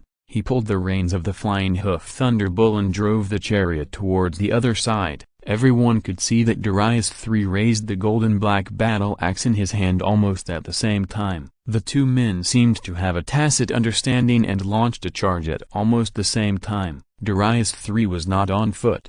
When he ran out like a beast, hundreds of skeleton soldiers appeared beside him. A human skeleton with a cow skull as a head and 4 hands and 4 feet appeared beside Darius, holding a spear, a long sword and a battle axe in his hands. A bull-headed composite soldier. When the black soul took the second step and splashed the flying sand, the guard priest composite soldier holding a wheel-like round shield and a long-handled sword raised his weapon. When his right foot stepped out again, his arm completely turned into a sharp blade, and the sole of his foot also turned into a skeleton soldier with sharp blades. A double-sword soldier appeared beside him, a skeleton spearman wearing a tattered cloak like a monk and holding a spear. A tall skeleton cavalry riding a skeleton war horse, holding a golden round shield and a knight's lance. One after another, 10,000 skeleton soldiers appeared beside Darius, their bones rubbing and emitting sharp roars that only the dead could make. As the roar sounded like a horn, a dark phantom emerged from under Darius and lifted his body up. It was a skeleton war elephant wearing a purple robe. The Qin people watched this huge army emerge. This was Darius III's anti-military treasure, the immortal 10,000 cavalry, Athenton 10,000. Compared with the 10,000 weakened yellow sand soldiers he had just summoned, they were even weaker. Facing the servants under the emperor, they could only be beaten, but they had one thing in common with the yellow sand soldiers. The people present once again saw the enemy's bodies that were defeated by Iskandar's servants gather together again. They are immortal and will fight endlessly. Even if they die, they will not stop. It is far from enough to describe them as terrible. They only have the simplest thoughts and emotions. Killing the enemy, even if one arm was cut off, it would not stop at all. Even if it was broken, it would not stop. It was like a puppet that only knew how to charge and swing weapons.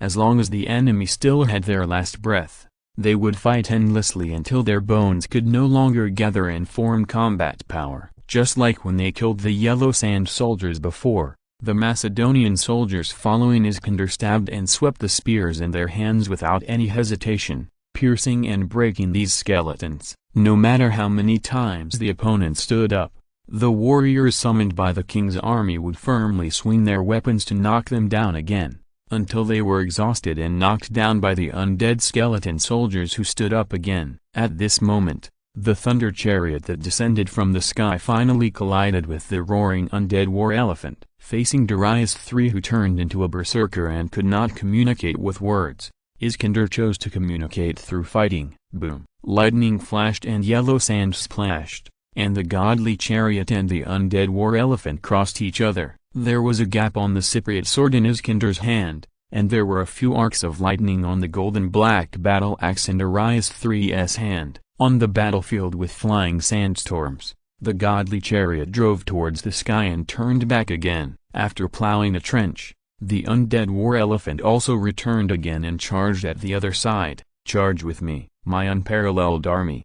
Follow me, my undead cavalry. In the next moment, accompanied by the roar from the abyss, the unparalleled army and the army of the dead launched a charge. The army of the dead collided with the army of the servants. For the sake of the emperor, these unparalleled servants wielded their weapons, smashed the undead soldiers into pieces, and knocked down the opponent's weapons, and a terrifying impact broke out between Iskandar and Darius. The bone hooves of the dead war elephant stepped on the ground, making a rumbling sound, just like a train running at top speed. Even a tank can only become a wreck in front of the absolute speed and destructive power of the war elephant of death. The thunderbolt did not fly in the sky, but galloped on the ground. The dazzling lightning left a series of charred electric lights on the sand, like a roaring thunder, crashing into the war elephant of death. The high-speed galloping war elephants and thunder chariots overturned the Macedonian soldiers and the dead warriors entangled around them. Boom! The horns of the two thunderbolts collided with the tusks of the war elephants of death. Under the fierce collision, the terrifying shockwave shook the sand below. There was no sympathy or mercy in their hearts, and the only emotion was a strong desire to fight. Boom, boom, boom, boom. Colliding again and again, the two continued to release magic power to support the treasure. After nearly 10 collisions, there was still no end. But in the more than 10 collisions, the two treasures could no longer hold up. In the last collision, the horns of the flying hoof thunderbolt smashed the tusks of the undead war elephant. The terrifying lightning penetrated the body of the undead war elephant and even hit Darius III. But at the same time, the body of the flying hoof thunderbolt was also penetrated by the tusks and broken bones of the war elephant. Two tusks penetrated the body of the flying hoof thunderbolt. In this last collision, the dead war elephant and the thunderbolt were damaged at the same time. The damage of the treasures caused the magic power in them to burst out. The terrifying explosion lifted dozens of meters of yellow sand. The battle axe in Darius III's hand and the sword in Iskandar's hand also flew out in this huge explosion. The two did not pick up their weapons. Iskandar laughed wildly, Darius III roared, and their fists slammed into each other. Bang! Dot! The 2-meter-tall giant in the crowd seemed a little skinny in front of the 3-meter-tall black giant. The two men's fists kept colliding, and the fists with magical power bombarded each other, generating a violent shockwave that tore the surrounding air. P.S. Although it is inappropriate, I really want to shout, Ola ola ola ola ola ola ola ola mida mida mida mida mida mida mida mida mida mida mida mida mida mida. In fact, the title should also be Ola Ola Ola or Mida Mida Mida or Oda Oda Oda, Mula Mula Mula. Chapter 413 Gymnastics Showtime. At the same time, outside the huge palace, when everyone in the palace was pulled into the army of the king of the other dimension formed by the materialization of the mental landscape, the palace itself, except for the several thrones, was not pulled in. At this moment, the black shadow that had been lurking in the form of a spirit and only appeared in a physical form at this moment, stood outside the wide palace, quietly watching the huge palace made of yellow sand. This short and thin figure is different from ordinary humans. It is wrapped in a huge amount of magic power. There is no doubt that this is a servant in the Holy Grail War. And the black robe draped over his body, the white skull mask on his face, and the presence that is difficult to detect if you are not careful. His identity is also ready to be revealed, assassin. It needs to be as soon as possible. After whispering in his heart, the breath of this servant decreased again. If he did not materialize, even if he was close at hand, without a powerful magical perception method, it would be difficult to detect his existence. His figure merged with the night, like a shadow. Assassin approached the huge palace. However, as he gradually approached the palace, he became more and more confused. His master was Lord Kotamin Kairai, the priest. As the weakest servant, he was summoned earlier than the other servant. Assassin is a class that specializes in covert operations and assassination techniques,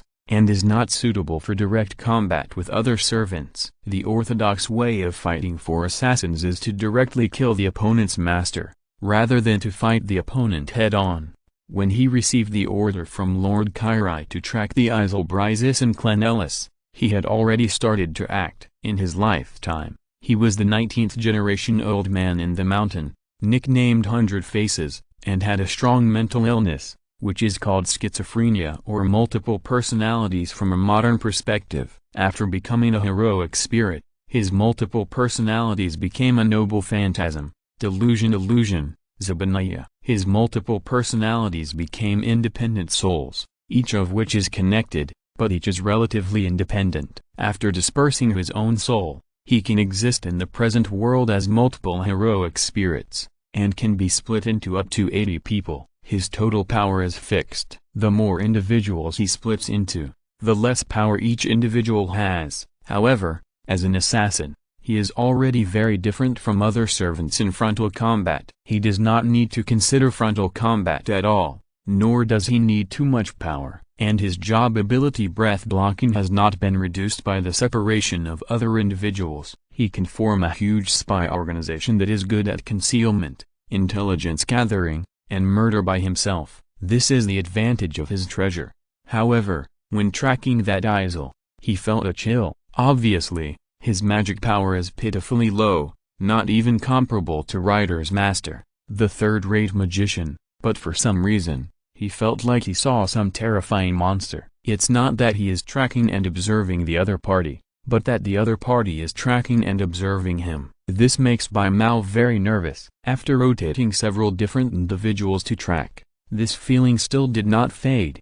When he followed the other party to the Fuiuki church, and watched this huge yellow sand palace crush the Fuiuki church and rise from the ground, Bai Mao finally understood that the other party had a powerful force comparable to their servants. That was a powerful magician. But the problem came again. When he followed Master Kairai, he often moved to the workshop of the magician named Tozaka Tokiomi.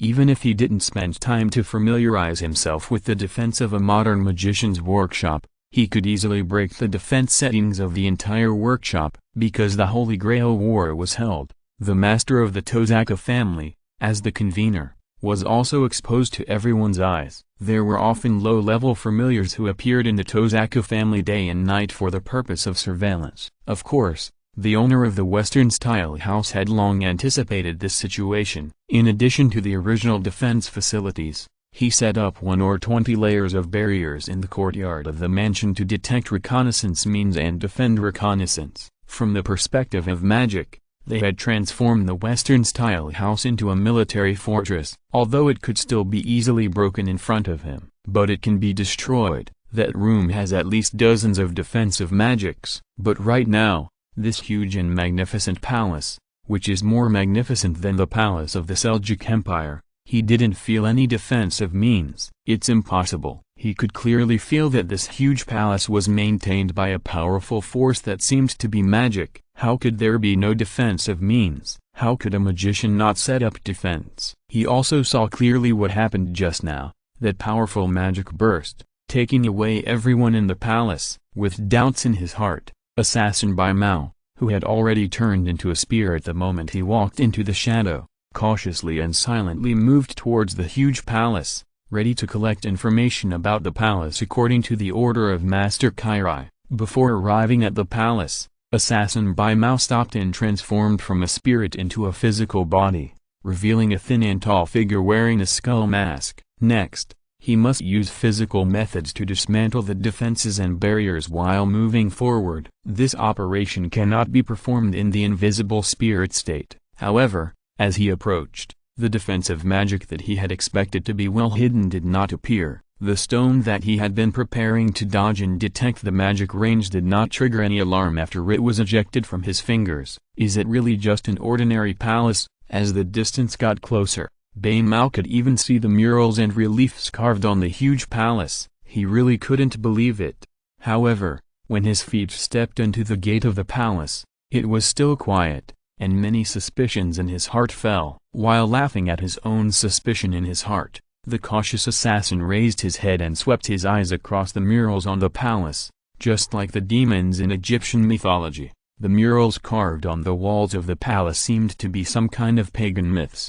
However, at this moment, his body tensed up. As an assassin, his keen perception made him aware of the sight. And, it was close at hand. This answer surprised Bai Mao. Without any hesitation, his extremely flexible body bent back and his hands touched the ground behind his feet. Almost at the same time, a shadow flew across his chest and skull mask like lightning, leaving a trace. Although it was only a moment, he could see the shadow clearly. It was a dagger that had almost no guard or no guard at all, which was very similar to the weapon he used. Chapter 414 Husan vs. Husan. After dodging the flying daggers with the movements of an acrobat, the short Bai Mao used his hands as feet to support his body. The magic power of his legs burst out, and he kicked hard. With the surge of power, the whole person flew more than 10 meters away from the spot. When his body flew into the air, several daggers turned into black shadows and attacked his body. He lowered his left hand to press his abdomen,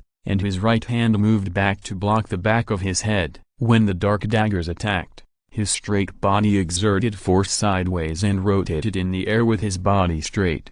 A dagger passed in front of his abdomen and passed above his middle finger. Another dagger that was originally shot at his left rib also flew past his back. The other 2 daggers were offset by a long distance because his head moved. After dodging the flying daggers again, Bai Mao's body immediately curled up and moved down. Whoosh whoosh. 3 more daggers flew past him in a triangular route. Without this action, 2 of the daggers would have pierced his heart and head respectively.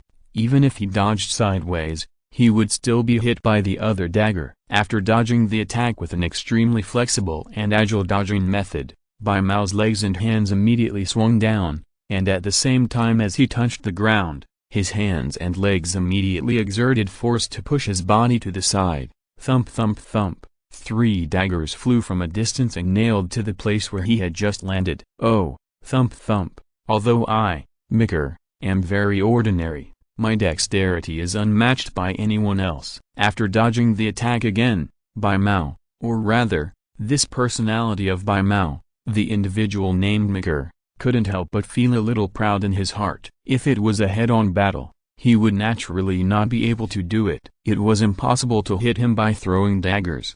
However, at this moment, he suddenly felt something was wrong. There was something wrong with his body. The eyes under the skull mask of Baimao named Mukher suddenly widened. He didn't know when his fingers, his abdomen, and his arms had lost consciousness. He used his legs to push himself to hide in the shelter, and he tore open the black tights. He didn't know when, but his arms and body had lost all their color, turning into a gray like a dead person. Although there were no scars, his skin had lost all its color. The chaotic magic flowed through his skin, making the skin, which had still lost its color, swell up, as if covered with tiny blue-black cracks. Even the parts where the tights were not torn off could be vaguely seen. Poison, curse. Without thinking too much, the answer had already emerged in Baimao Mukher's mind. He needed to notify others and pass on this information. This news emerged in Baimao Mukher's mind. However, when his body acted according to his will and tried to leave the palace, he suddenly found that the collapse of his body was faster than he imagined. In a short period of time, the nerves in his left half of the body had been severely damaged. The feeling of his left foot was still slightly slower than that of his right foot. His left hand had even been completely paralyzed after tearing off the tights. He was quickly losing consciousness and could only drag on the ground. There was no doubt that if he walked faster, his left foot would be out of control. Although he could replace the function in other ways, for him who was characterized by agility, such a situation was a fatal blow. But even so, he used all the parts of his body and moved quickly outside the palace to pass the information to other personality clones lurking outside the palace. And at this moment, he felt it. A pair of arms came from behind him and wrapped around his chest, like an intimate hug between lovers. The sharp dagger held in the arm cut open the tights covering his face, and the soft red lips followed. However, Mukher Baimao did not feel any excitement that a man should have. The place touched by the arms, after that moment of touch, was a loss of senses. The place that was touched was like being soaked by some kind of terrible toxin. He could feel that the cursed magic power that did not belong to him had invaded his body from the place where he was touched, causing his flesh and blood to collapse quickly. And, at this moment, a voice rang in his ears. "Are you the 19th Husan? You are too weak. You are so weak that you should not have the name Husan Sab." When this voice rang in the ears of the hundred-faced Mukher, Mukher's reason had been eroded by the cursed magic poison. Not only did his body collapse, but his reason also collapsed. With the fading of reason, Mukher degenerated from a human into a beast with only desire. But before his body was dominated by the desire to reproduce, the terrible toxin had completely collapsed his body and fell to the ground,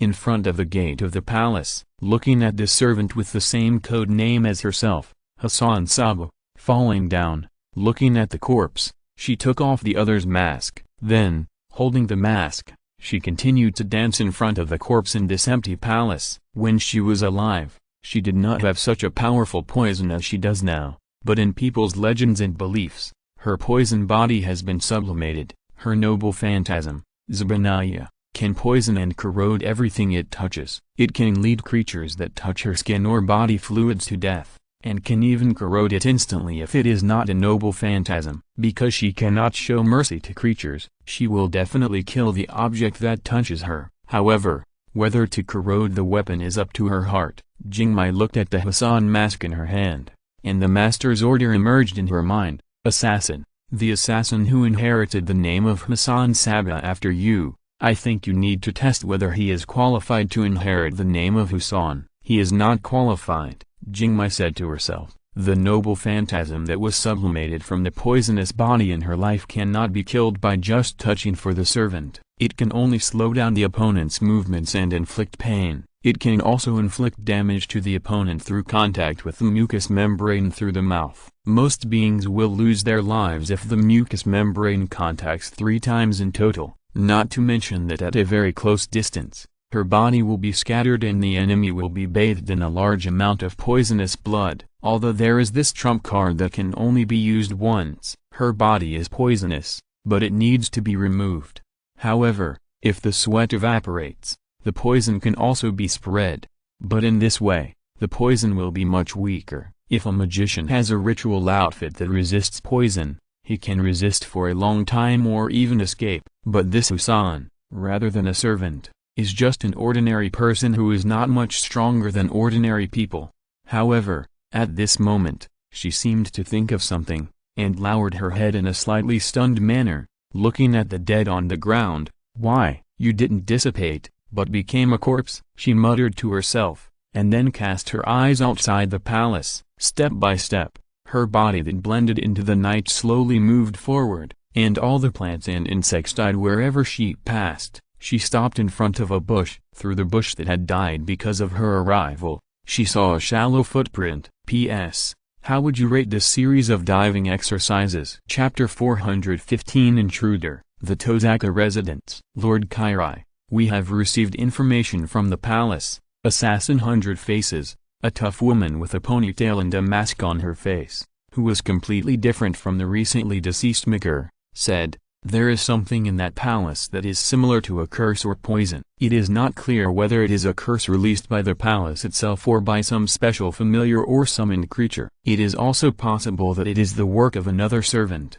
The woman is also an assassin." Assassin, Hassan Sabah, one of the personalities of 100 Faces. Hearing this, Kotamin Kairai turned his head and looked at his servant. By now, he was very clear about the noble phantasm of the assassin leader of the assassin cult. They have many personalities that can be manifested as physical clones, but although they are different personalities of the same person, they do not have the ability of telepathy and cannot directly obtain the memory of what another personality has encountered. If it is not conveyed through language, text or other interactive means, the intelligence information held cannot be shared. A palace with a toxin-like curse? Kotamin Kairai pondered. At this moment, Tozaka Tokiomi, who was sitting quietly at the side, said, "The curse of the pharaoh." Hearing the words of his master on the road of magic, Kotamin Kairai immediately remembered the legend that was widely circulated in modern times. Anyone who entered the tomb of a certain pharaoh would die tragically for various reasons, and the name of the pharaoh Tutankhamun? Kotamin Kairai found this name from his memory. If it is the curse of the building itself, it is very likely. Tozaka Tokiomi elegantly raised the cane with a red gem on the top of his hand and stood up himself, but Assassin has not received enough information now, so he can't jump to conclusions. The head of Fuiuki looked at the Fuiuki church, his eyes stern. "I wonder what the situation is like at Archer's side." He was also clear about the general situation at the Fuiuki church. Ryder, the king of conquerors, launched a miraculous magic, the inherent barrier. However, he didn't know the situation inside the inherent barrier. He could only wait until it was over and then ask Archer or Father Kotamin about the situation. Given Archer's character, Tokiomi, who was regarded as a subject, would not expect the other party to have the patience to explain the details to him. "Then, what should we do next?" Kotamin Kairai said. "We need to be cautious." Tozaka Tokiomi shook his head. "This is an unprecedented situation. The supervisor of the Brisson family has summoned 8 additional servants. Even with Archer's noble phantasm, we may not be able to win, let alone other things. The huge temple group floating on the sea is a great magic that he can't imagine at all. It is very likely that it is the same level as the inherent barrier summoned by Ryder Iskander, or even more powerful. There are powerful heroic spirits of this level among the opponent's servants, and there are 7 more servants. Even if he thinks Archer is invincible, he has no confidence in victory. In addition, there is a situation that he is a little confused about. That is the huge temple group, which can be directly observed even with the naked eye, but for some reason, ordinary people seem to have not observed it and ignored the existence of the temple group. Does the temple itself have magic that ordinary people cannot observe? While Tozaka Tokiomi was thinking about how to deal with the Izil, Kotamin Kairai was thinking about his servant, Hassan Sabah, who was known as the 100 Faces. "What effect will the death of that man have on you?" "No effect at all. Although Mikr is one of us, even if we lose him alone, it won't have much impact on all of us." But the masked woman shook her head indifferently. Although the tone of this female 100 Faces was indifferent, Kairai could tell that she still cared. Although it didn't have much impact, the loss is still a loss. It's like losing a shoe. "I hope his sacrifice will not be meaningless." The Agile Mikr, Kotamin Kairai remembered the name he had heard before. Hearing the other party's answer, Kotamin Kairai nodded. Of course it won't be meaningless. His death, The owner of the building should also know, at least in his eyes, assassin has been eliminated. This will bring advantages to you who use concealed intelligence as your main strategy. You are right. The female 100 Faces bowed her head deeply. As an assassin, although he cannot face other servants head-on, the master alone cannot resist her assassination. If he wants to resist, he must keep the servant by his side. The original plan was also like this. Let the hero king kill an assassin. Let everyone think that the assassin has been eliminated, and when the master who thought that the assassin had been eliminated acted alone, the assassin would kill him. But now, however, at this moment, Kotamin Kairai suddenly saw his servant making a vigilant move. Master Kairai, be careful. The next second after his servant made a vigilant move and issued a warning, a woman with a skull mask on her face and short purple hair dressed similar to other women in Baimao appeared in front of him. So you ran here? The other party's words were completely told from the perspective of a bystander or an opponent, not from his own side. The person he was talking to was also his servant assassin, the servant who could appear in this workshop without a sound, a servant with infiltration skills that were not inferior to Baimao, was undoubtedly an assassin of the assassin class. Kotamin Kairai's brain quickly made a judgment.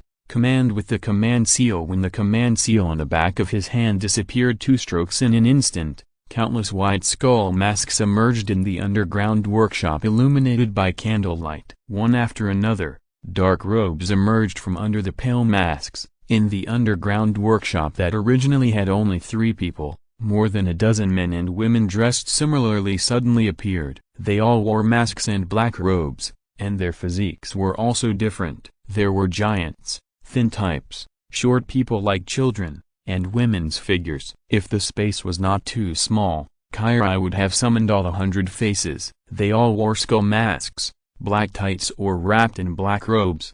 However, after these dozens of people appeared, it seemed that the intruder was more like one of them. I see. Is this your treasure? No wonder you left a body behind. The intruder was Jingmai. She swept her eyes over the people around her. You have not transformed your body, but you are able to possess such power. Indeed, you are not unqualified to be Husan. But, Jingmai's voice was terrifyingly quiet. It's still not enough. Chapter 416 The desert is my territory. While Jingmai followed a member of the 100 Faces and sneaked into the Tozako residence, the battle on Qin Ren's side had also come to an end. They fought with pure strength and fists. They stood side by side and confronted each other. Iskandar's feet sank under the sand. He was suppressed. Iskandar, who was not stronger than Darius III, fell into a disadvantage. Qin Ren couldn't help but shake his head. In the type moon setting, attribute values are also divided into 5 levels, A, B, C, D, and E. If there is no plus, it is 50, 40, and even 10 times that of ordinary people. The power of the Emperor seems to be B, which is 40 times that of ordinary people. However, as Darius's master, Qin Ren knows better that Darius's strength has reached A. Of course, it is not Qin Ren's A that can fight and destroy the surface, but 50 times that of ordinary people. Although Iskandar is also very strong compared to other servants, his strength is still not as good as Darius III as a berserker. Darius III, as a berserker, not only has strength, but also agility. However, it is a pity that although B's golden rule has raised his luck, the chief is still the chief, and only D's luck cannot compare to the Emperor's luck A. At the moment when the Qin people came up with this idea, Darius, who was swinging his fist like a sledgehammer to hit Iskandar, was dodged by Iskandar. Because the strike missed, Darius III lost his balance and could not quickly retract his fist. He was hit in the jaw by Iskandar's heavy punch and fell backwards. Unlike those machines who only know how to fight and are tireless, Iskandar's warriors, seeing this opportunity, immediately threw the spears in their hands. Seeing the spear flying like an arrow, Iskandar stretched out his hand and grabbed the spear. Without any hesitation, he pierced Darius III's soul core with great determination. After the soul core was pierced, Darius III's struggle to stand up also came to an abrupt end. However, it was at this time that he, who had gone berserk, also gained a bit of clarity. He opened his eyes, looked at Iskandar who was holding a spear in front of him, and whispered, "It's a pity that you can't transport my body back to Babylon this time." Although the two were enemies, when the emperor found out that Darius was betrayed and killed by his subordinates, he chose to transport Darius's body back to Babylon and hold a grand state funeral ceremony. Although Darius was already dead and could not know about this, he naturally knew about this after he became a heroic spirit and escaped the shackles of time. Ha ha ha, Iskander laughed. "Even if I can transport your body back to Babylon, I don't have enough funds to hold a state funeral for you." The empires of the two had perished, and Iskander, who had turned into a servant and appeared in the world, also had no money. "This is really bad news." Darius also laughed, and his weak voice sounded, "Between life and death." The two seemed to be talking about something ordinary. On his deathbed, Darius III looked at Iskander and said his last words, "Be careful, my master." But just as Iskander was about to answer, a black dot suddenly appeared in front of Iskander. The next moment, like a spring, a dark force-like liquid gushed out of the black dot. Heavy, light, burning, turbid, violent, evil. It was as if the dark force was a fusion of several different forces. The flowing force was like a giant snake protruding from the black dot, and then, a crack opened from the tentacles, like the mouth of a venomous snake, directly swallowing the body of Darius III. And then the dark force like a spring and the black snake retracted into the black dot together and dissipated into the air. The speed was so fast that Iskander didn't even start to swing his spear to try to stop it. Iskander looked at the spear in his hand and fell into silence, but anyone could feel his anger. "Demon King, don't call the Demon King, okay?" "What an awkward name," Qin Ren complained in his heart, but his face showed no expression. He just raised his eyebrows to signal the other party to continue. Iskander raised his head, took the weapon from the subordinate who came to him and handed the sword of cypress to him, and then pointed the tip of the sword at Qin Ren. "The enemy is the demon god. Warriors, show our perseverance to the eternal demon god," Iskander roared, and the army present immediately responded with loud cheers. Oh. So what if he was defeated once? The heroic spirits who responded to Iskander's call and descended into the world shouted loudly and rushed towards Qin Ren. Facing this mighty army, Izir on the side, even Waver, the master of Iskander, turned pale. Lancer Artoria lightly raised her spear, eager to try. Saber held the invisible sword with both hands, protecting Izir behind her. Ramses II was not afraid, but his expression was a little serious. Nito also clenched the pharaoh's scepter in his hand, but Qin Ren's face was not afraid at all. He just sat on the throne calmly, with a leisurely look. It looked different. "Your army is very strong, but although I don't want to attack you, you are going to lose again." Although gods are not more noble than humans, their strength is different. This is not your home ground. But Qin Ren, sitting on the throne, snapped his fingers. The whole desert surged with the sound of Qin Ren's fingertips, rising like its tsunami. Boom! With a loud noise from an unknown source, the whole desert trembled. The next moment, the heroic spirit army, which was rushing towards the Qin people in a wedge formation, was suddenly lifted up by a huge force. Countless quicksand splashed up, and the storm surged. Soon, everyone realized that it was not an explosion, but a raised arm. The palm alone was more than 100 meters wide. The whole thick arm was more than 1,000 meters long. And what kind of existence has such a huge limb? Boom! When another loud bang rumbled, everyone saw the terrifying monster, or god. Another huge arm stretched out from under the yellow sand, and the huge palm that smashed down with a bang lifted thousands of people away. Then, the head and upper body stretched out from the ground piled with yellow sand. The whole body is made of yellow sand, and the sharp edged inverted triangle body looks extremely strong. The upper body alone is nearly 2,000 meters high. What if it is the whole body? No one knew, and the giant god that rose from the yellow sand had no intention of raising his body.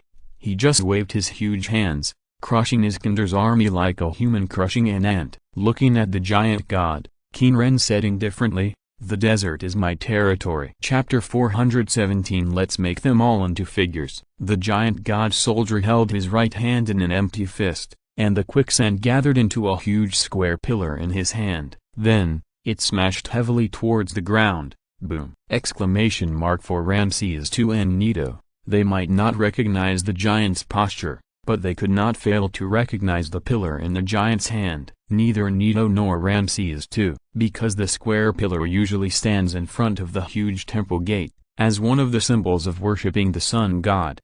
It is a symbol of worshipping the sun god. The obelisk, coupled with the body sticking out from the surging yellow sand and the majestic sense of power, the two immediately thought of a god, Set, the lord of the desert and the lord of power, the god who killed Osiris, opposed Horus, and finally died in the hands of Horus. And Set is also the guard of the king of gods and the sun god Ra. Although Set was portrayed as a tapir, jackal, or even an antelope, donkey, crocodile, or hippopotamus head, which was not consistent with the giant, the two pharaohs could not fail to associate Set with the figure of Set when he emerged from the sand, holding an obelisk for worshipping the sun god, stirring up a storm and raising the sand. Who is he? He could transform into Ra, the king of gods, and Horus, the god of kingship, and he could control Isis, the goddess of life. Now he summoned a giant that looked like Set, the lord of the desert. The Qin people looked at the changing expressions of Ramses II and Neto, and laughed in their hearts. That giant was naturally the sand giant he created based on the prototype of Obelisk's giant god. Obelisk is the obelisk. Obelisk's giant god was created based on Set. It would be strange if he didn't look like him. Qin Ren turned his gaze to the servant army that was easily overturned and crushed by the sand giant god soldier, and shook his head in his heart. These heroes who responded to the emperor's call and appeared in the world are indeed very strong, but that's only their bodies. Some of them even have strong characters whose attributes such as strength and agility are better than Darius, but that's all. They have no treasures, no skills, and only powerful attributes. If you look at it from the perspective of a game, servants with treasures and skills are like heroes, while these servants without treasures and skills are just ordinary artillery vehicles. Super soldiers? No, not even as good as super soldiers. The result of a hero without skills standing against a super soldier is that he will only be killed by the super soldier. These soldiers can only be slaughtered in front of the sand giant god soldier. It's time to end it. Looking at the emperor's defeated army, Qin Ren said, "God's fist crushes it." As Qin Ren's voice sounded, the sand giant god soldier raised his arm, and then smashed it down heavily. Bang! The hot wind gathered, the sky roared, the sand dunes collapsed, the earth roared, and the whole desert roared with his will. The surging mana gathered on the giant fist. The army formation that had been defeated was now completely shattered. The fist of the yellow sand was not aimed at any target. It was not the center of the army formation, nor was it Iskander, the core. There was no need, and there was no need to aim. It only needed to hit the earth, the desert, and any part of this endless desert built by the memories of thousands of servants. When the heavy fist of the sand giant god soldier fell, the heavy fist that could easily destroy an entire city and a country directly smashed the surface of the earth. Boom! Exclamation mark. The earth suddenly collapsed, and spiderweb-like cracks appeared at the place where the giant fist hit, and then cracked around this place. Deep gullies appeared on the earth and split in all directions. The king's army was broken. Everyone could see that as the heavy punch landed, the desert around them gradually turned into illusion and slowly dissipated. What came into view again was a huge palace made of yellow sand. The shocking mental imagery and the inherent barrier had already dissipated, and the giant god condensed by the desert's quicksand also disappeared along with the disappearance of the inherent barrier. Only the ragged Iskander stood quietly in place, standing firm. Rider Waver clenched his fist and looked at the back of his hand. The lines of the command seal that became blurred with the three commands were now slowly disappearing. Although Rider was still standing there, Waver had already understood the result. Soon, he saw that Rider's body, just like when the king's army dissipated, was fading and dissipating into light particles. But at this moment, another black dot appeared, and the void magic spring gushed out from the black dot, turning into a giant snake and swallowing Iskander's body into it.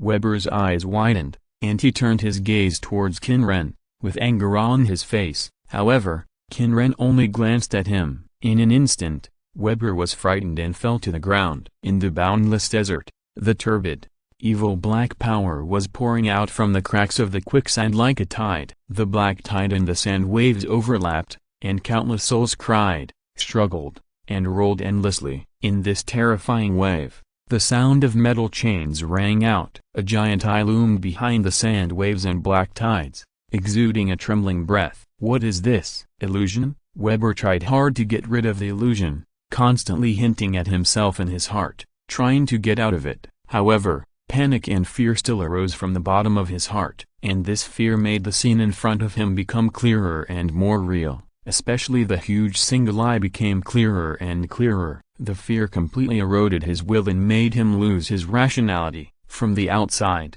it seemed to the outsiders that Weber, after Qin's eyes swept over him, shouted in panic and retreated in embarrassment. But Qin did not focus on Weber anymore. His sight just passed over the system interface. Mirrors Kinder, mirrored Arias 3, looking at the two new distorted mirrors, Qin said to himself, 2 more figurines. How about turning everyone into figurines? Qin's sight passed over Gilgamesh, Ramses II and Nito, the 2 King Arthurs, and Irisveil. So it was happily decided to turn everyone into figurines. Then let's not mess around, just start fighting. His sight was fixed on Ramses II, and then he smiled.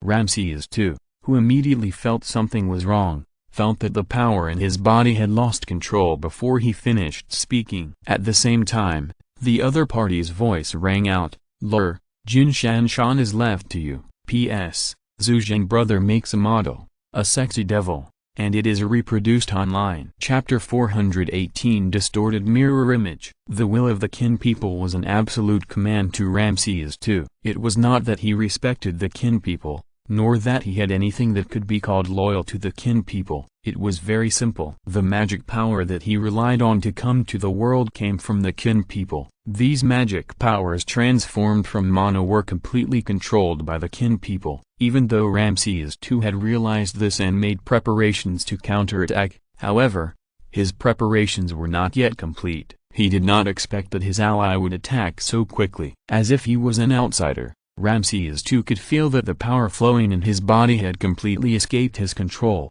or in other words, it was no longer under his control and acted on its own. He could feel that the magic power flowing in his body was activating the treasure. How could the pharaoh, who claimed to be on an equal footing with the gods, who placed his statues on a par with the gods, tolerate such a thing? Without any hesitation, Ramses II immediately resisted. In the body constructed by Qin Ren's magic power, the soul that fell from the heroic throne burst out with powerful strength and tried to resist. Qin Ren also felt this situation. It's really hard to manage. Qin Ren couldn't help but sigh. It was the real body that came, but it was just a clone, a servant. Resistance? There is no such thing. The moment his thoughts were floating, several black spots suddenly appeared around Ramses II. The dark void magic spring gushed out from the black spots and turned into a huge mouth, swallowing the body of Ramses II. Almost at the same time, countless black spots also emerged around the huge temple complex floating on the sea, and the surging black tide swallowed the entire temple complex. Such a situation was not expected by everyone present, and Nito widened his eyes and looked at this scene in disbelief. As her emotions changed from surprise to astonishment, and then from astonishment to anger, she was about to release the treasure to attack. But she also found that the magic power in her body turned into chains, stopping her actions. Then, several black spots appeared around her, and the surging black spring condensed into a giant snake, swallowing her body. Not only her and Ramses II, but also the servants summoned by the Qin people suffered the same situation. Lancer Artorias suddenly felt a sense of crisis and subconsciously prepared to fight back. The magic power in her body also suddenly stopped working, and then black spots appeared, and the black spring surged into a giant snake, swallowing her. Izil, although this is a good script, please leave some freedom for the writer. Creation requires freedom. Shakespeare was also trying to escape from the black spring that suddenly emerged,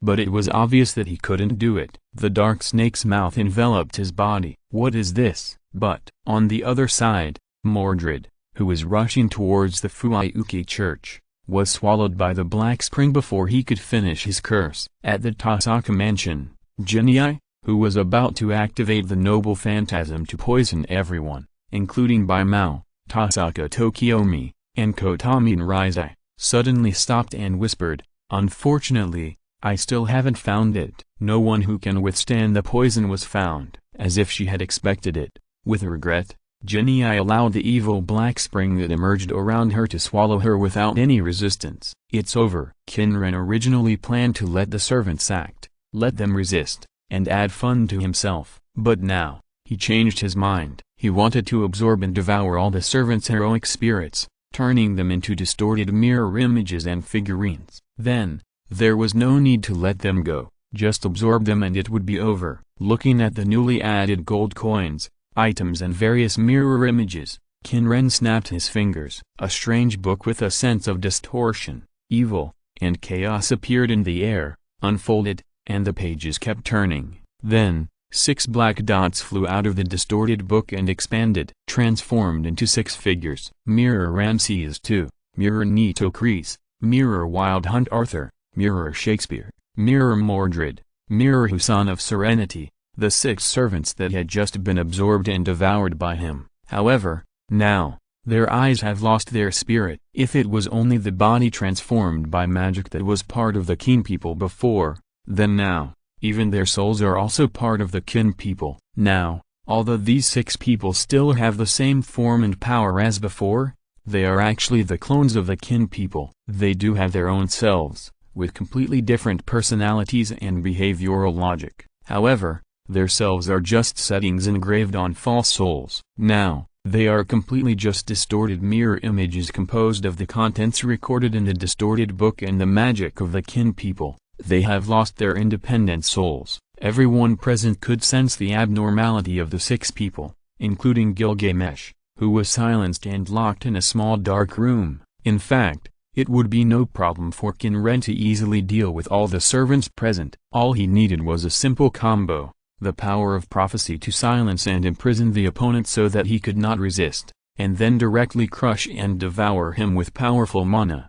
However, it didn't need to be so fast. At least the fun and the original purpose should be completed. Snap, snap. Qin Ren clapped his hands lightly, and the imprisonment on Gilgamesh dissipated. Almost at the moment of dissipation, countless ripples of light appeared behind Gilgamesh, extending nearly 100 meters, and brand new and gorgeous weapons emerged from the ripples. "Bastard, you will pay the price." The ruby-like snake eyes burned with anger that could burn the earth. As the voice fell, countless weapons of the noble tool level shot out from the gate of Babylon and shot densely at Qin Ren. "Your opponent is not me." Looking at the wall of light, Qin Ren's mouth curled up with a mocking smile. "You are the only one who is so arrogant even though you know you can't win." If he wanted, Qin Ren could directly hit him in the face, condense the quicksand into a weapon, and fight head-on.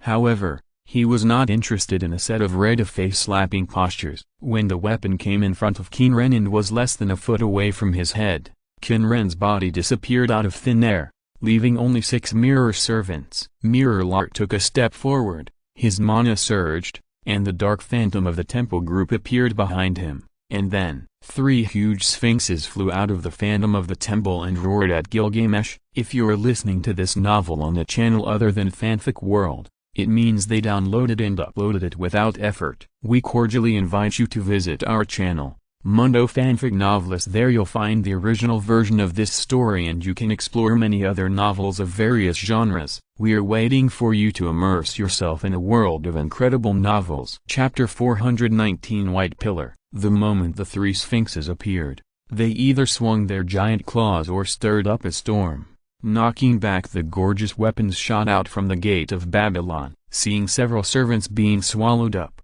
then seeing them reappear, and seeing these 3 huge sphinxes appearing in protest, no one present could calm down. Whether it was Saber or Irizviel, or Kotamin Rizai who was just playing a supporting role on the side, none of them could calm down. The 3 huge beasts in front of them could not be ignored even if they were ignorant. They were called the earthly incarnations of Ra and Horus, and were the guardians of the pharaoh's tomb. They were the royal guardian beasts that had been passed down from ancient times in Egyptian mythology and were divine beasts. They were also legendary monsters praised in ancient Greece and Babylonia. They appeared with violent flames and winds, and were called the father of terror, Abul. They were evil things and monsters that people feared. But no matter what kind of legend they were fantasy species that surpassed demonic beasts and fantasy beasts, and were divine beasts on par with dragon species. As a noble phantasm, each sphinx is a military-level noble phantasm. In Ramses II's inherent barrier, the Great Temple of Radiance, there are multiple sphinxes. There is even a royal star sphinx. Although Iris Violon Saber, who were present, did not see the scene of the sphinx smashing the shield that Gilgamesh took out from the gate of Babylon, they were very clear after Kiritsugu's retelling. Now, 3 of them appeared at once. Saber clenched the invisible longsword in her hand that was covered and hidden by the Wind King's barrier, and looked at the 3 huge sphinxes carefully. At the same time, she was also alert to the 6 servants standing side by side. There are 6 enemy servants. In this case, they can only fight side by side with the golden servant, the servant who is suspected to be the king of Ruk, to deal with it. Archer, just as she was about to say something and try to form an alliance to deal with it, she saw one of the 6 people, a short servant wearing black armor who was swallowed by the black power and reappeared, raised the sword in his hand and rushed towards her. Iris Veil, retreat, leave the battlefield. After the judgment emerged in his mind that fighting on the spot would affect Iris Veil, the Night King burst out with magic power under his feet, and the silver-blue skirt armor swayed in the wind. The whole person turned into a blue shadow and rushed out. Ding! The 2 halves of the longsword collided with each other, and the crisp metallic sound spread outward with the burst of magic power, blowing away the gravel on the ground. At this moment, a voice rang out, "There's not enough space. You and the Night King should fight in another place. This place is for Rai and Gilgamesh." "I know, you're so long-winded." After this voice rang out, Saber Artoria heard the unknown servant in front of her, who was also Saber, complain, and then a force burst out from the shining red-veined silver sword, pushing her back 2 steps, and then boom! With a loud bang, Artoria saw the other party's figure suddenly rushing out, and the target. She turned her head and followed the other party's trajectory. Surprisingly, it was Iris Veil who was running out of the palace. Not good. Without any hesitation, Artoria's feet also burst out with magic power, speeding up to chase after the other party, trying to stop the other party. "Evil Way, you are also a knight. How dare you do such a thing? Never coerce a lady is the creed of the Knights of the Round Table." The other party actually targeted Iris Veil. "Do you think I want to do this?" Mirror Mordred responded. Although she had been completely absorbed and devoured by Qin Ren, and turned into a distorted mirror image, equivalent to Qin Ren's clone, Qin Ren did not replace her personality with his own will. Compared with before, she still had her own personality, but she had lost her autonomy. The clone that was not completely controlled was more like a puppet than a clone. It was like a puppet. Her original personality was still engraved in that hypocritical soul. Although she did not want to do this, after Qin Ren gave the order, she had no autonomy. Boom! The magic power converted from mana burst out in her legs again, and her body accelerated again. In an instant, she caught up with Iris Veil. "I'm sorry, although I don't want to do this. My master is a bastard." While cursing Qin Ren, the Mirror Mordred directly grabbed Iris Veil and carried her directly on his shoulder.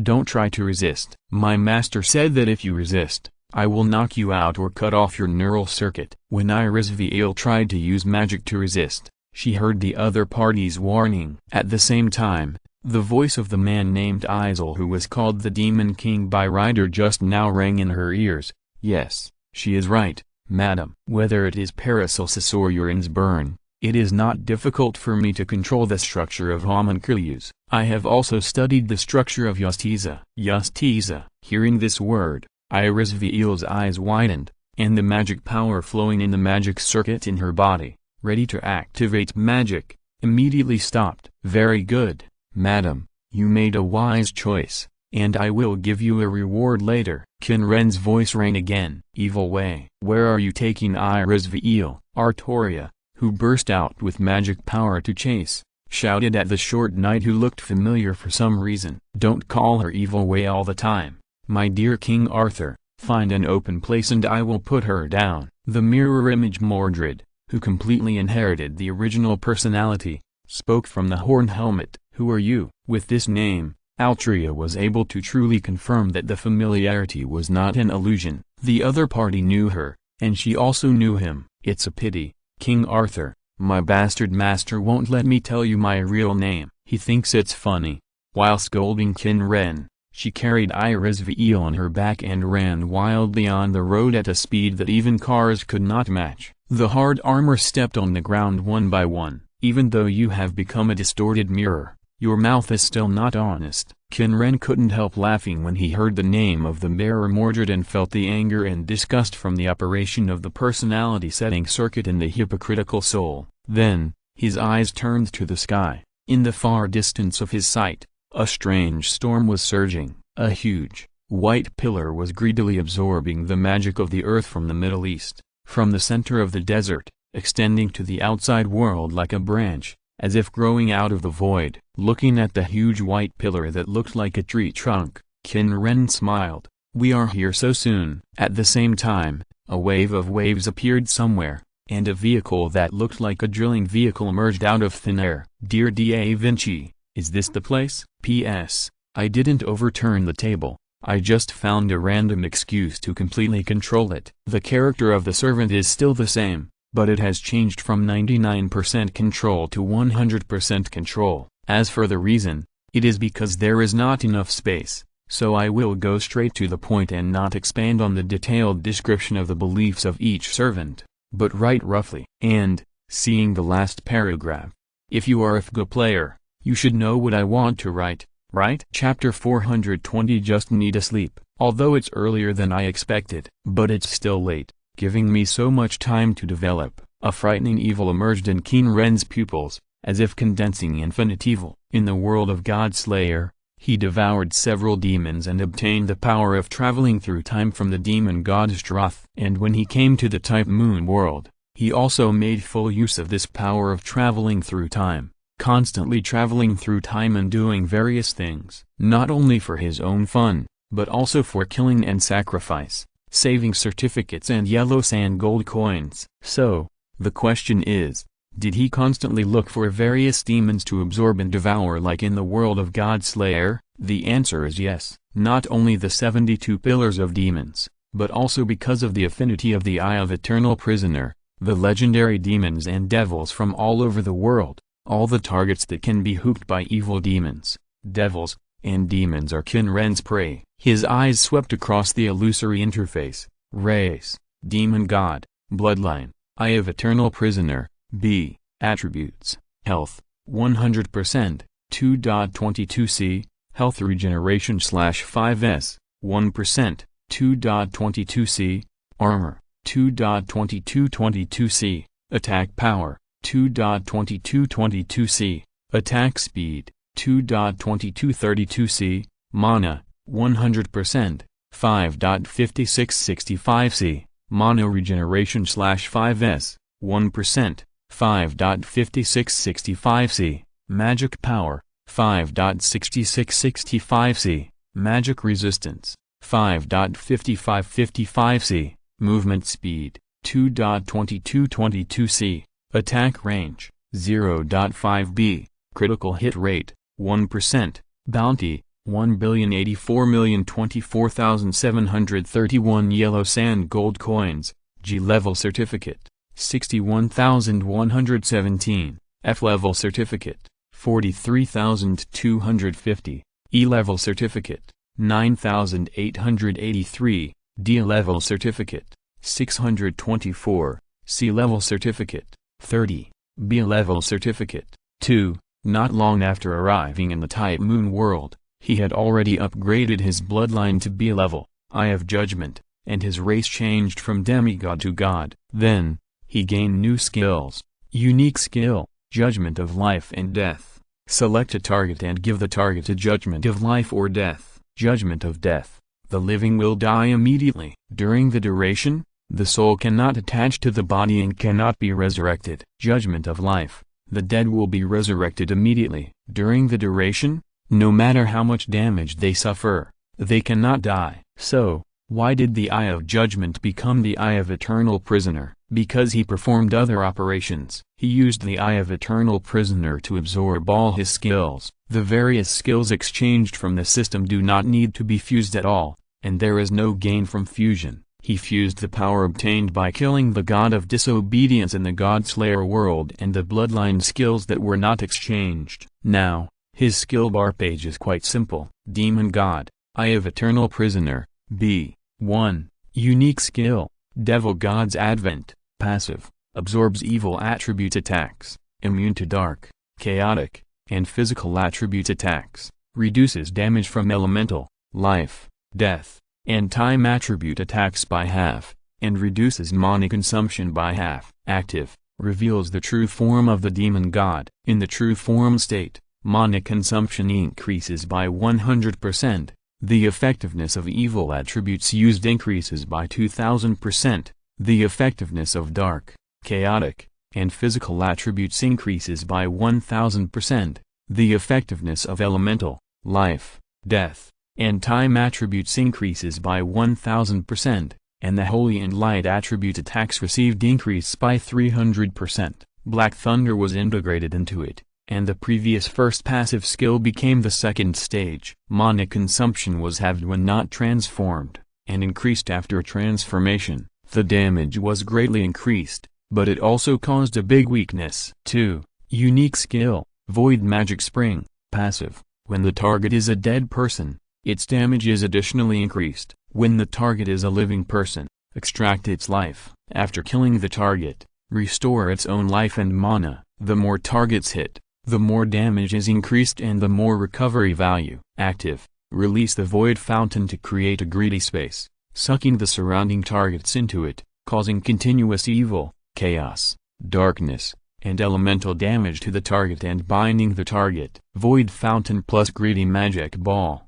an additional effect of creating a different space to attract the target. Combined with the Chain of Eternal Prisoner, it can very conveniently devour the target. 3. Unique skill, Vengeance Purgatory, passive, can store the damage received. The higher the damage received, the more damage is stored. Active, after opening Vengeance Purgatory, condense the Purgatory Phantom. All direct and indirect attacks received within the range will be returned to the target and additional damage will be added. Multiple revenge fields can be deployed at the same time. After Purgatory suffers damage exceeding the upper limit, the anti-injury effect is lifted. Accumulation can increase the upper limit and range of damage. 4. Unique skill, Lord of the Desert, passive, can control wind, sand, and lightning. The mana consumed when controlling wind and sand is halved. When you are on the ground, your physical strength and mana recovery speed is x5. Active, create a sand country to trap the target. Stir up a sandstorm to cause the first stage of damage and absorb all liquids within the range of wind and sand, turning into shock rain and falling, causing second stage damage when hitting the target, and then releasing earthquakes to the hit target, causing third stage damage. This skill combines several bloodline skills, the power of the Great Labyrinth plus the power of the desert plus the boundless earth plus the reign of disorder. 5. The only skill, Distorted Book, passive. All the memories of the target that are swallowed will appear on the pages in the form of text. The target who looks directly at the distorted book will be charmed by the distorted book. Active effect, inject knowledge and memory into the target, make it violent, or consume power to create a distorted mirror image with corresponding abilities. The strength of the distorted mirror image is determined by the strength of the consumed power. The power of the Faceless Queen has also been integrated into the distorted book, but it has not produced any changes, except that there is only one more distorted mirror image that can be summoned. 6. The only skill, Broken Door, passive, can distort and destroy the causal law of the target. Active, tear and twist everything with tyrannical force. Twist time, mirror, open doors for observation and shuttle. 7. The only skill, Eye of the Demon, passive, get the target's true vision. Active, select the target, Salt it, and make the target the judgment of the demon, judgment of death.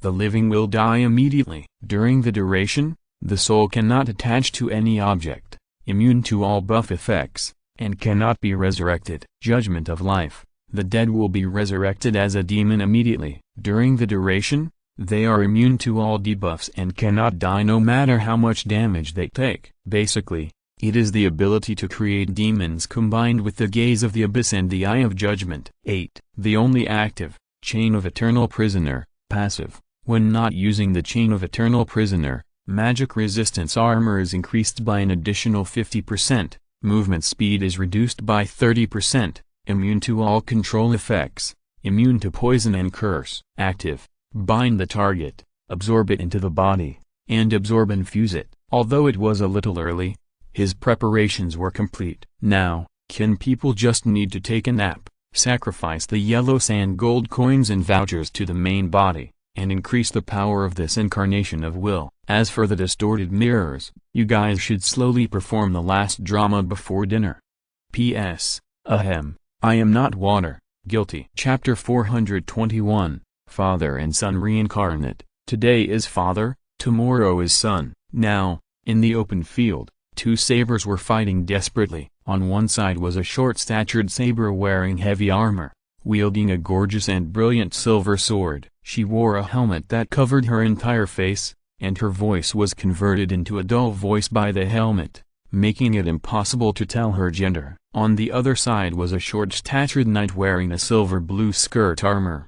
However, it was obvious that she was a girl with beautiful blonde hair and a pretty face without any makeup. The former held a silver sword, and the latter held an invisible sword covered by a whirlwind. "Who are you?" Altria pushed forward with force, and after forcing the knight on the opposite side to retreat with the power of 40 times that of an ordinary person, the Night King questioned again. "I told you that my bastard master wouldn't let me say it." With an impatient voice, Mordred, who also had 40 times the power of an ordinary person, instantly doubled his power, rushed towards the opponent again, and slashed down with the dazzling silver sword in his hand.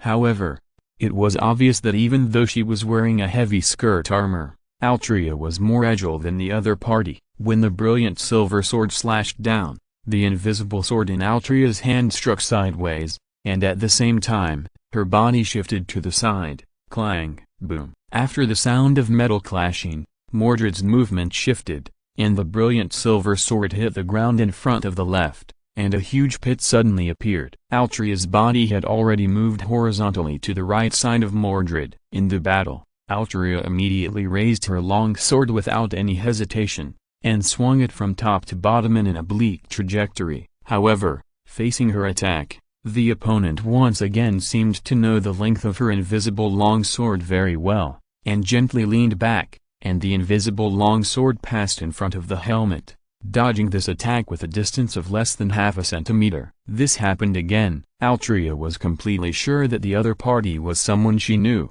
or even someone close to her. However, she questioned him 3 times, whether in the name of a knight or in other ways, but the other party did not reveal his identity. You can't exchange names with your opponent who is fighting for life and death as usual. It seems that this kind of restraint makes you very uncomfortable, King Arthur. Mordred looked at the other party, and the hatred in her heart, which was transformed from admiration, love, respect, and closeness, made her smile under the helmet more intense. "Since you're a knight," the confusion and entanglement in her heart made Altria ask for the 4th time, "I'm really sorry, I'm just a third-rate knight, but there is no reason for me to answer questions when I encounter them. And, you are so long-winded, long-winded, how many times do you have to ask? If you can't see it, don't ask." Mordred's voice became more and more impatient, and he raised the sword in his hand and adjusted his posture again. "Sure enough,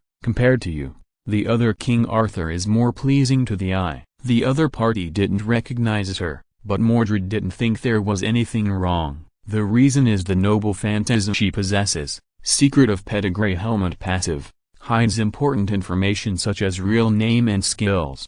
However, it cannot hide general information such as ability parameters and class skills. The shining sword Clarent cannot be released without removing the helmet, This is the helmet that her mother Morgan gave her along with the words "Never take it off," except for that time, as a knight of the Round Table. She took off the helmet when she learned that her father was King Arthur, the Night Queen she had always admired, and went to find him with expectation and excitement. At other times, no matter when, even the other knights of the Round Table have never seen her true face. If she was still alive and not a heroic spirit servant, she would definitely be able to recognize her identity if she wore this armor directly. After all, as a member of the Knights of the Round Table, she has appeared in front of the other party countless times.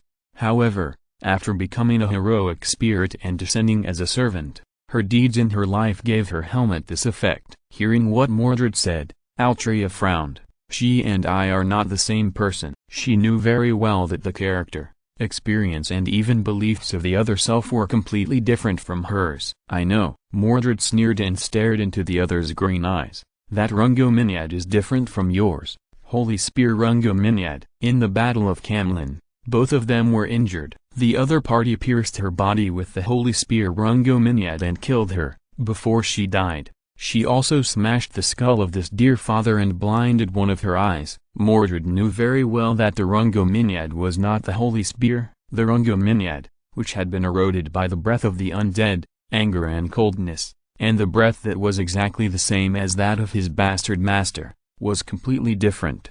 And the attitude towards her was also different from that of the father in front of him. The one in front of her was King Arthur, who did not acknowledge her existence and regarded her, who was full of expectations and opportunities at that time, as an enemy. But this sentence reminded Altria. Merlin once said that the fantasy species, including dragons and fairies, withdrew from the world after knowing that the next era would be human, went to the back of the world, and gave the earth to humans. And humans became the representatives of this planet. However, just as the fantasy species and gods were once the representatives of this planet, humans will one day lose this position like the fantasy species and gods, and humans become the representatives of the planet. This kind of thing itself is just a thin layer of skin, which will peel off with a slight lift, like a piece of cloth that can be blown away by the wind. And the Holy Spear Rungo-Miniad is the anchor that nails this piece of cloth to the planet and fixes the fact that humans have become the representatives of the planet. The spear shining at the border,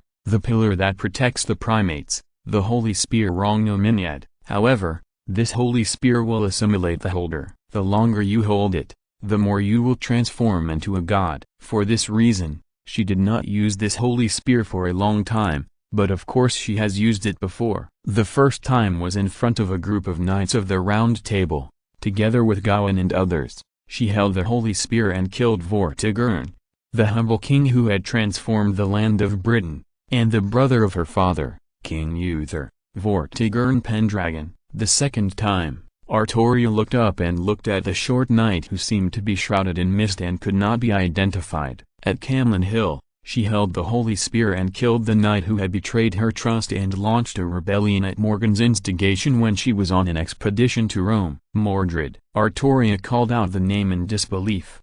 P.S. I don't know why, I suddenly want to write what the quilt said to Jamo. I am your father, in a sarcastic sense. By the way, I don't know what the title is about. I seem to have heard it somewhere before. Chapter 422. Undestroyed Lake Light. What a disgusting interest. Lancer Artoria, riding on Ramlai, looked at the servant in front of her who was howling like a vengeful spirit, and made an evaluation of her master. In her hand, the black and red Holy Spear was wrapped with a whirlwind like a sharp blade. On the ground, there were broken, black helmet fragments and a few strands of hair.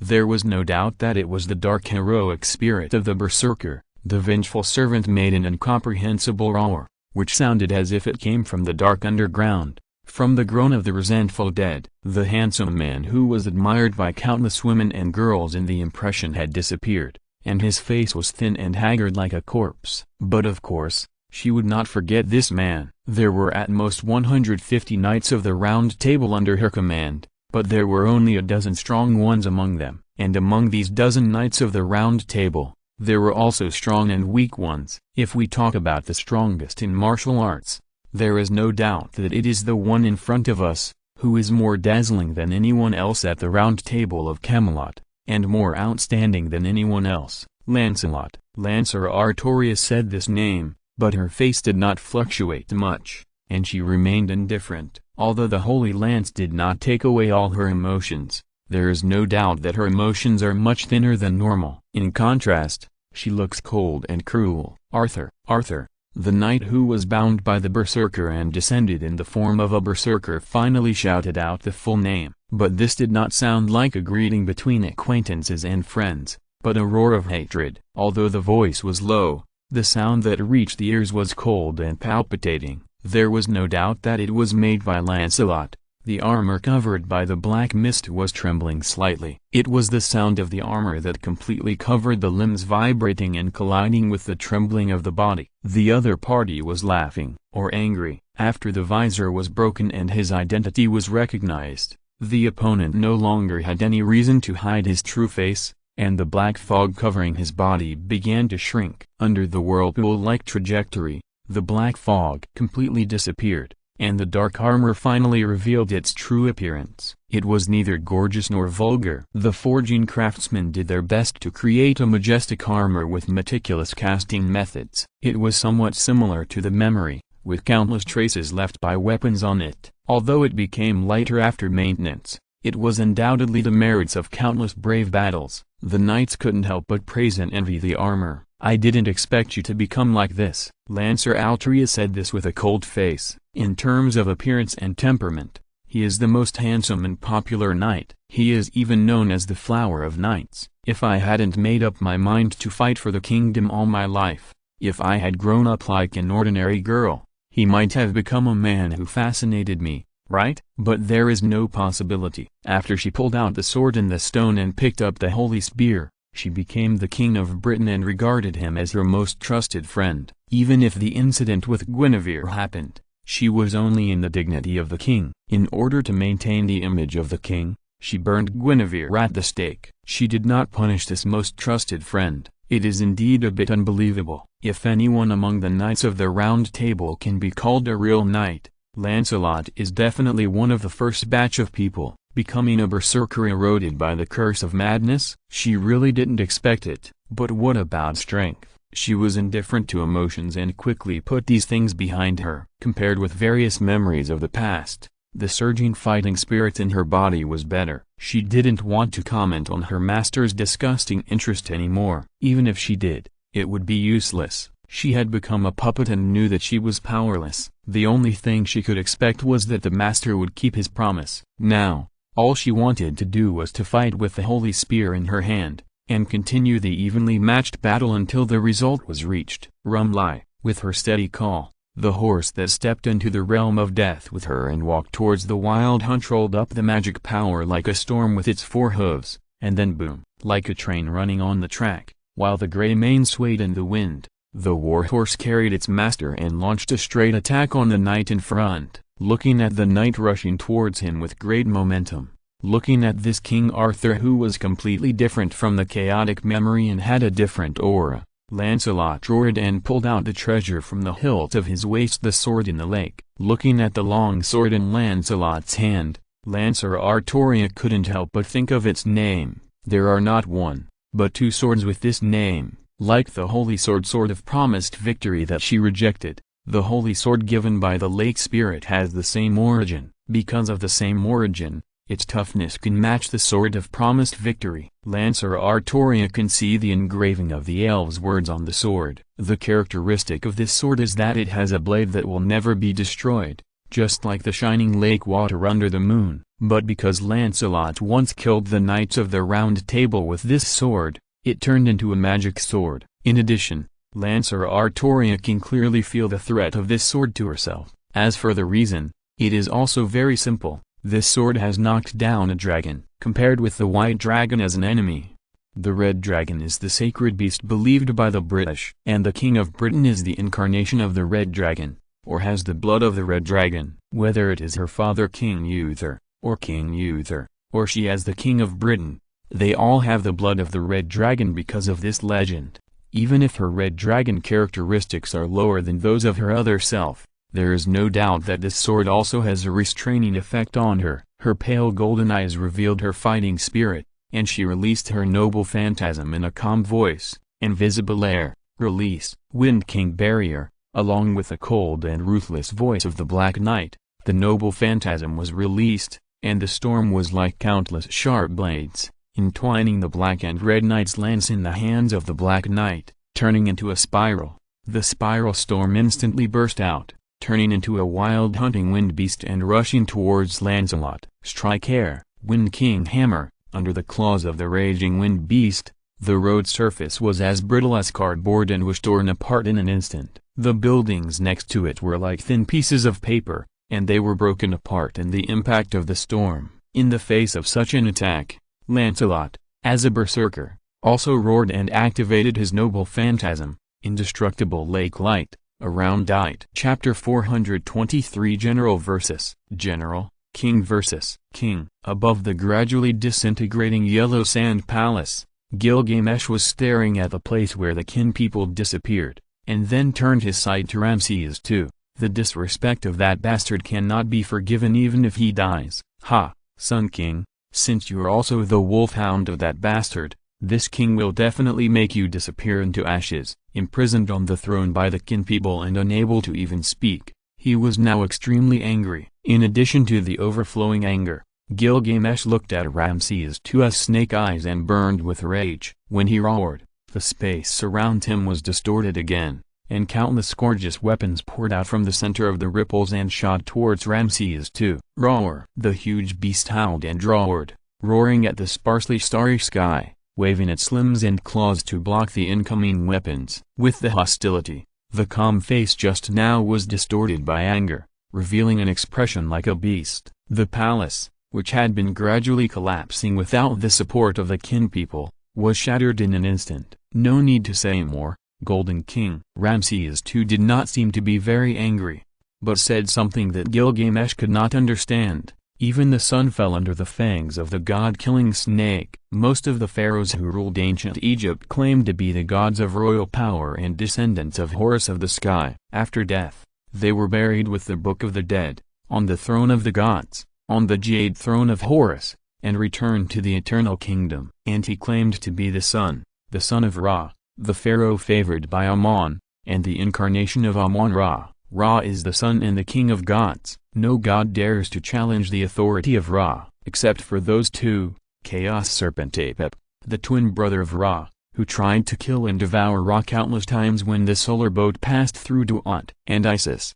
the goddess of life who can control everything, got the true name of Ra with the venom of the snake. What if these two joined forces and even Isis was controlled by Apep? That's right, Ramses II had already come to a conclusion. His ally, the man with the evil feeling that he was very familiar with, the man who called himself the demon god Izil, was Apep. Or, that man devoured and absorbed the chaos serpent Apep and Isis, as well as Ra, just like he absorbed himself and other servants. It was precisely because of this conclusion that Ramses II seemed unusually calm. He, who claimed to be equal to the gods, calmed down after concluding that the current situation was a war between gods and the result of the fall of the gods. If Ra couldn't resist and died in the mouth of the evil god, then, compared with Ra, he had no room for resistance. He had already made some guesses before. When he saw the two King Arthurs at the same time, he had already made some guesses. Two completely different kings of the earth, two sides of the same person. Ramses II shook his head, and his dull golden eyes stared at Gilgamesh. It's a pity that my body no longer has the light of the sun and has been assimilated by darkness, but, even if I become the incarnation of Apep, I am still the true ruler of the earth. With his still high spirits, the golden decorations on Ramses II's body were instantly soaked in darkness and turned into black and gold. The golden pupils that had only become dull were also completely dyed black. Ha ha ha ha. Roar, my cute cats. Ramses II shouted loudly, and the bodies of the three hot sand sphinxes seemed to have opened some restrictions, and the black power completely eroded their bodies. The three hot sand sphinxes turned into pitch black sphinxes. The black color continued to spread on the long tail like a lion's tail, and then turned into a snake head. The original male face also gradually became dark and evil, and turned into a female face. Human face, lion body, eagle wings, snake tail. The teeth in his mouth also turned into fangs. The pitch-black sphinx, the demon sphinx. The three sphinxes let out a sharp roar and suddenly flew up. The wings on their backs rolled up a pitch-black storm, passing through the storm, and their huge bodies attacked Gilgamesh. They are really bastards, such ugly beasts. Gilgamesh looked at the three demon sphinxes with a look of contempt on his face. The next moment, a shining boat made of gold and emeralds emerged from the gate of Babylon behind him. The boat of the sky, Vimana. As the protagonist of the Epic of Gilgamesh, the earliest heroic epic narrative, and as the king of Uruk, the gate of Babylon, which connects the human world and the divine world, is his property. And the gate of Babylon contains all the treasures in the world, and the prototypes of treasures praised in various legends and myths of later generations. Although I don't agree, this is how Type Moon is set up. The golden ship that flew out of the gate of Babylon is also one of those original treasures. Gilgamesh disappeared in front of the sphinxes in a spirit form. He did not run away, but in the next second, he turned into a golden light and appeared on the Vimana's boat. Riding on the Vimana, Gilgamesh flew into the sky and avoided the black storm raised by the three sphinxes. Then, ripples rose again, and several guns and swords with a sense of holiness flew out of the gate of Babylon and launched a counterattack against the three black sphinxes. Buzz buzz buzz, accompanied by the sharp sound of weapons cutting through the air, the three sphinxes launched a counterattack to block the attack. Two of them blocked the attack, but the one in the middle did not block one of the attacks in time, and a double-pointed gun pierced its head. But the next moment, the headless beast raised its upper body, as if to declare that head damage was not an injury at all, and grabbed Vimana with its two front claws that had become dark, evil, and sharper due to magic. At the same time, the black and golden pupils of Ramses II, which seemed to be a gathering of darkness, were shimmering with light. The next second, the light of the sun ignited around him, and the scorching magic power like the sun released a glow that could burn the earth to the outside world. A huge ship emerged behind him. According to legend, the god Ra sailed in two solar boats, Manjet, the ship of 10,000 years, and Mesektet, during the day and night respectively. Ramses II, who claimed to be the incarnation of the god Ra, could drive one of them, the dark night solar boat, Mesektet, the glorious ship soaring in the sky. However, the next moment the ship emerged from the void. The same evil power that had corroded his body and the hot sand sphinx also permeated the sun boat. The light that had originally burned the earth like the sun slowly disappeared and turned black. The ship no longer radiated light, but instead continuously devoured it and released coldness. Chapter 424 Naval Battle, Fog. Haha, interesting, son. Let me see what you can do. Gilgamesh's snake pupils swept over the black solar boat that had changed from radiating blazing light and heat to devouring light and heat. As he became interested, the anger in his eyes faded a little. The remaining two black sphinxes that still had heads let out a sharp roar, and the female face was hideous and evil, like a howling banshee. You lowly beasts who are only worthy of lying on the ground actually want to rush into the sky where the king soars. Don't be so self-righteous, bastard. The irritating roar made Gilgamesh growl, and the gate of Babylon rippled. Dozens of golden ripples emerged, and gorgeous weapons with a sense of holiness shot out from the gate of Babylon again. Originated from the legend of Gilgamesh's wanton plunder, the treasures that appeared in Babylon were also of various kinds. Whether it was treasures that could recycle treasures, cups for holding wine, or weapons. Although it cannot release its true name to use skills, it has the characteristics of the corresponding legend. Although Vimana's heavenly boat cannot release its true name to use its skills, it still has the basic ability to float. Among the king's treasures, there are naturally various legendary weapons of legendary figures who kill monsters. Although these weapons cannot release their true names, they have the effect of targeting fantasy species or evil creatures. Boom, boom, boom. Including the black sphinx whose head was smashed. The three sphinxes were bombarded by several weapons at the same time. A sphinx flapped its wings, trying to avoid the holy sword and the hammer like treasure flying towards it. But after successfully dodging these two weapons, It did not successfully dodge the third attack. The spear stained with sacred blood pierced the eyeball of the Black Sphinx straight through the head, then pierced into the spine, penetrated the core equivalent to the heart, and broke out of the body. Such a heavy blow killed the Black Sphinx completely. The huge body turned into black and tangled quicksand, floating down to the ground and falling on Fuyuki City. Another Sphinx with an intact body was also destroyed by the combined attack of 6 weapons of different shapes. Only the Black Sphinx whose head was blown off seemed not to rely on vision for perception. It turned its body sideways, flapped its wings,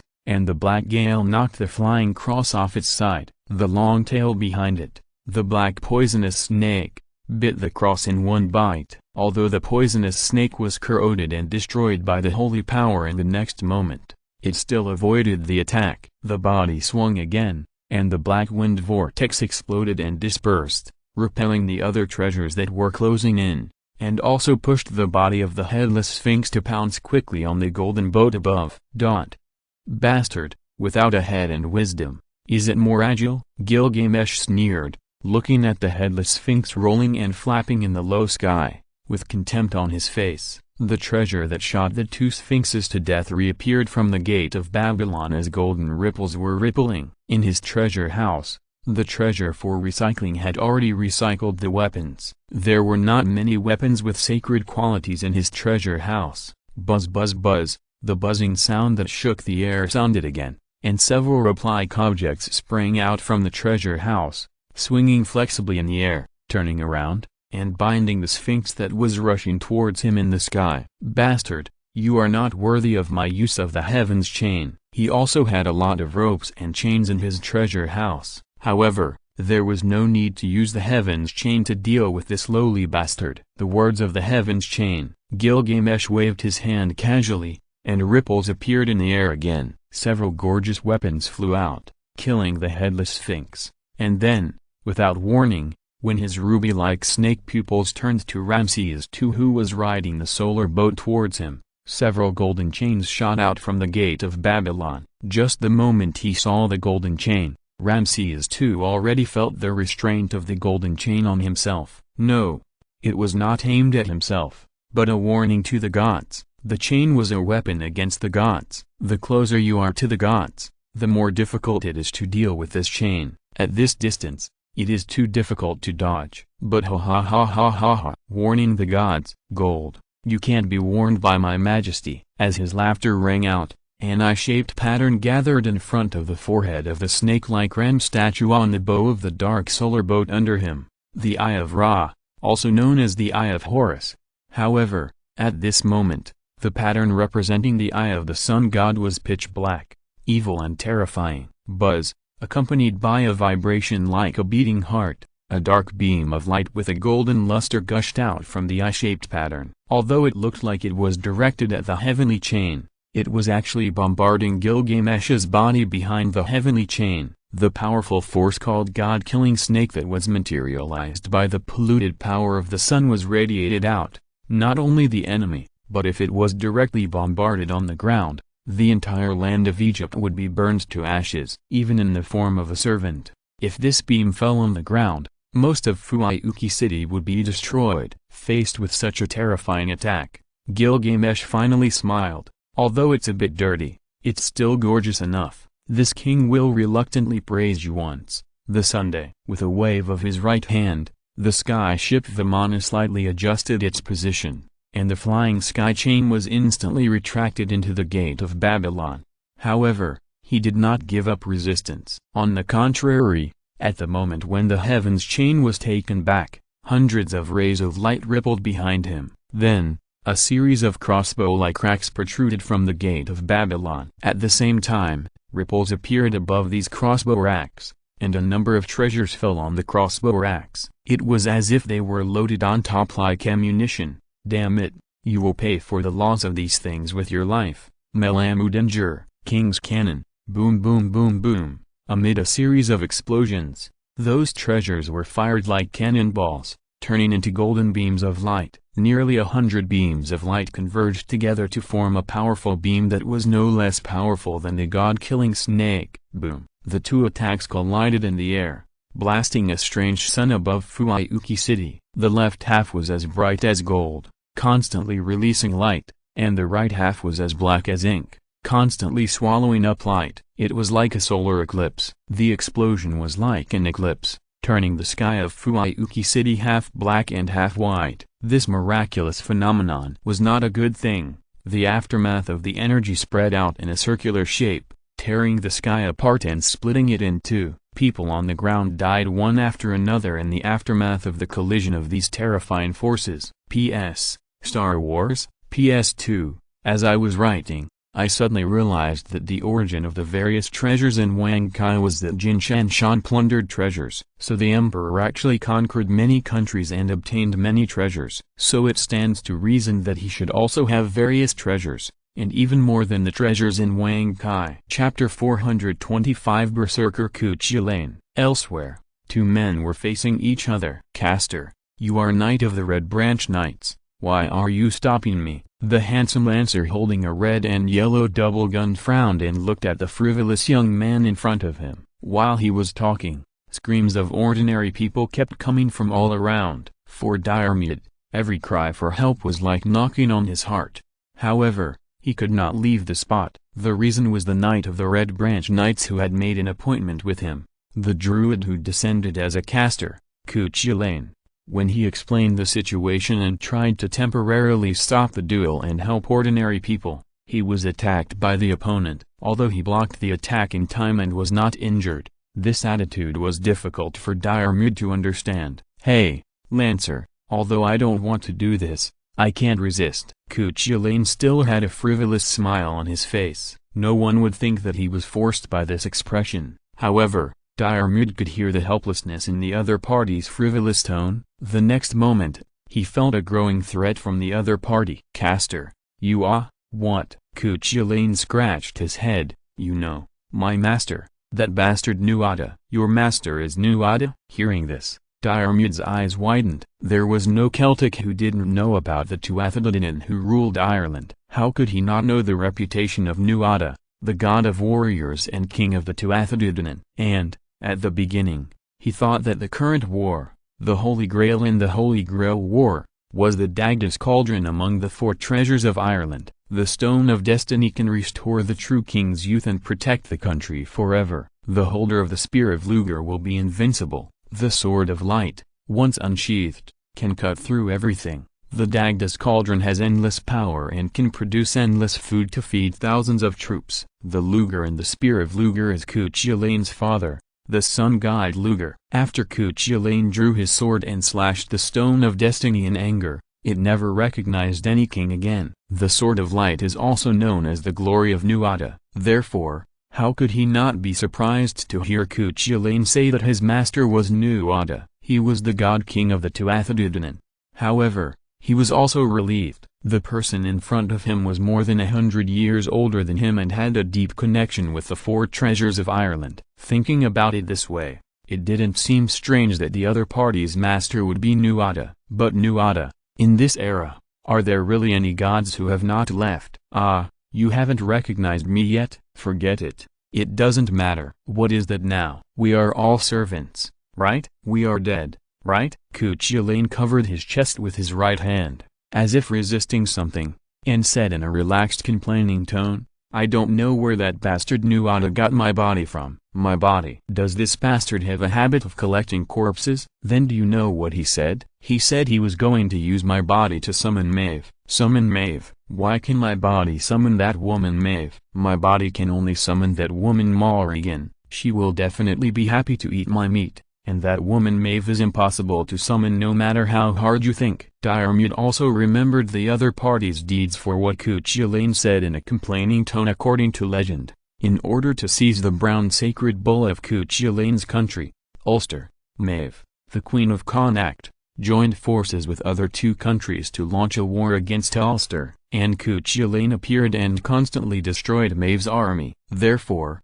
Maeve was also hostile to Qin Ren. Diarmid had also heard some remote legends, saying that it was Maeve herself who wanted to get Qin Ren. This was not impossible. After all, in the legends he had heard, Maeve had countless lovers. Guys, oaths, curses, constraints, prohibitions. Just like the several guys on his body, Qin Ren had 3 guys. The first one was the guise he made when he announced that the fierce dog Qin Ren, who was renamed Qin Ren, could not eat dog meat. The second one was that he could not refuse food given to him by people of lower status than him. And the third one was that he could not refuse the request of the bard. In the end, Qin Ren was killed by Maeve using the prohibition guise. Morrigan was also involved in this. Morrigan was Qin Ren's admirer and the goddess of death and destruction. After Qin Ren despised her sincere courtship, she cursed Qin Ren out of love and hatred. When Qin Ren died,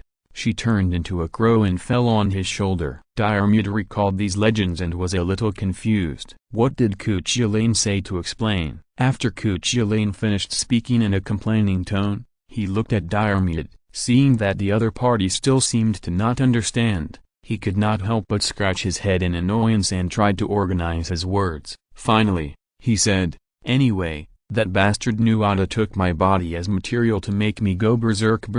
Diarmuid finally understood. According to the legend, as long as Qin Ren starts fighting, he will become crazy and bloodthirsty, and his body will become as terrifying as a monster. Seeing him will scare you to death." Caster, could it be that Diarmuid quickly clenched the double guns in his hands, and looked at Qin Ren, whose breath was getting more and more violent, with a cautious expression? That could be. Qin Ren's tone seemed very relaxed. After all, he had experienced berserk many times, and that bastard Nuada also added something to my body. Next time I have a chance, I will definitely kill that bastard Nuada. As the voice fell, Diarmuid suddenly saw that Qin Ren's body in front of him swelled up, scarlet, pitch black, violent. Claws grew from the fingers, thorns stretched out from the arms, and joints protruded from the opponent's body, piercing through the light blue robe draped over the shoulders. The originally fair skin gradually darkened,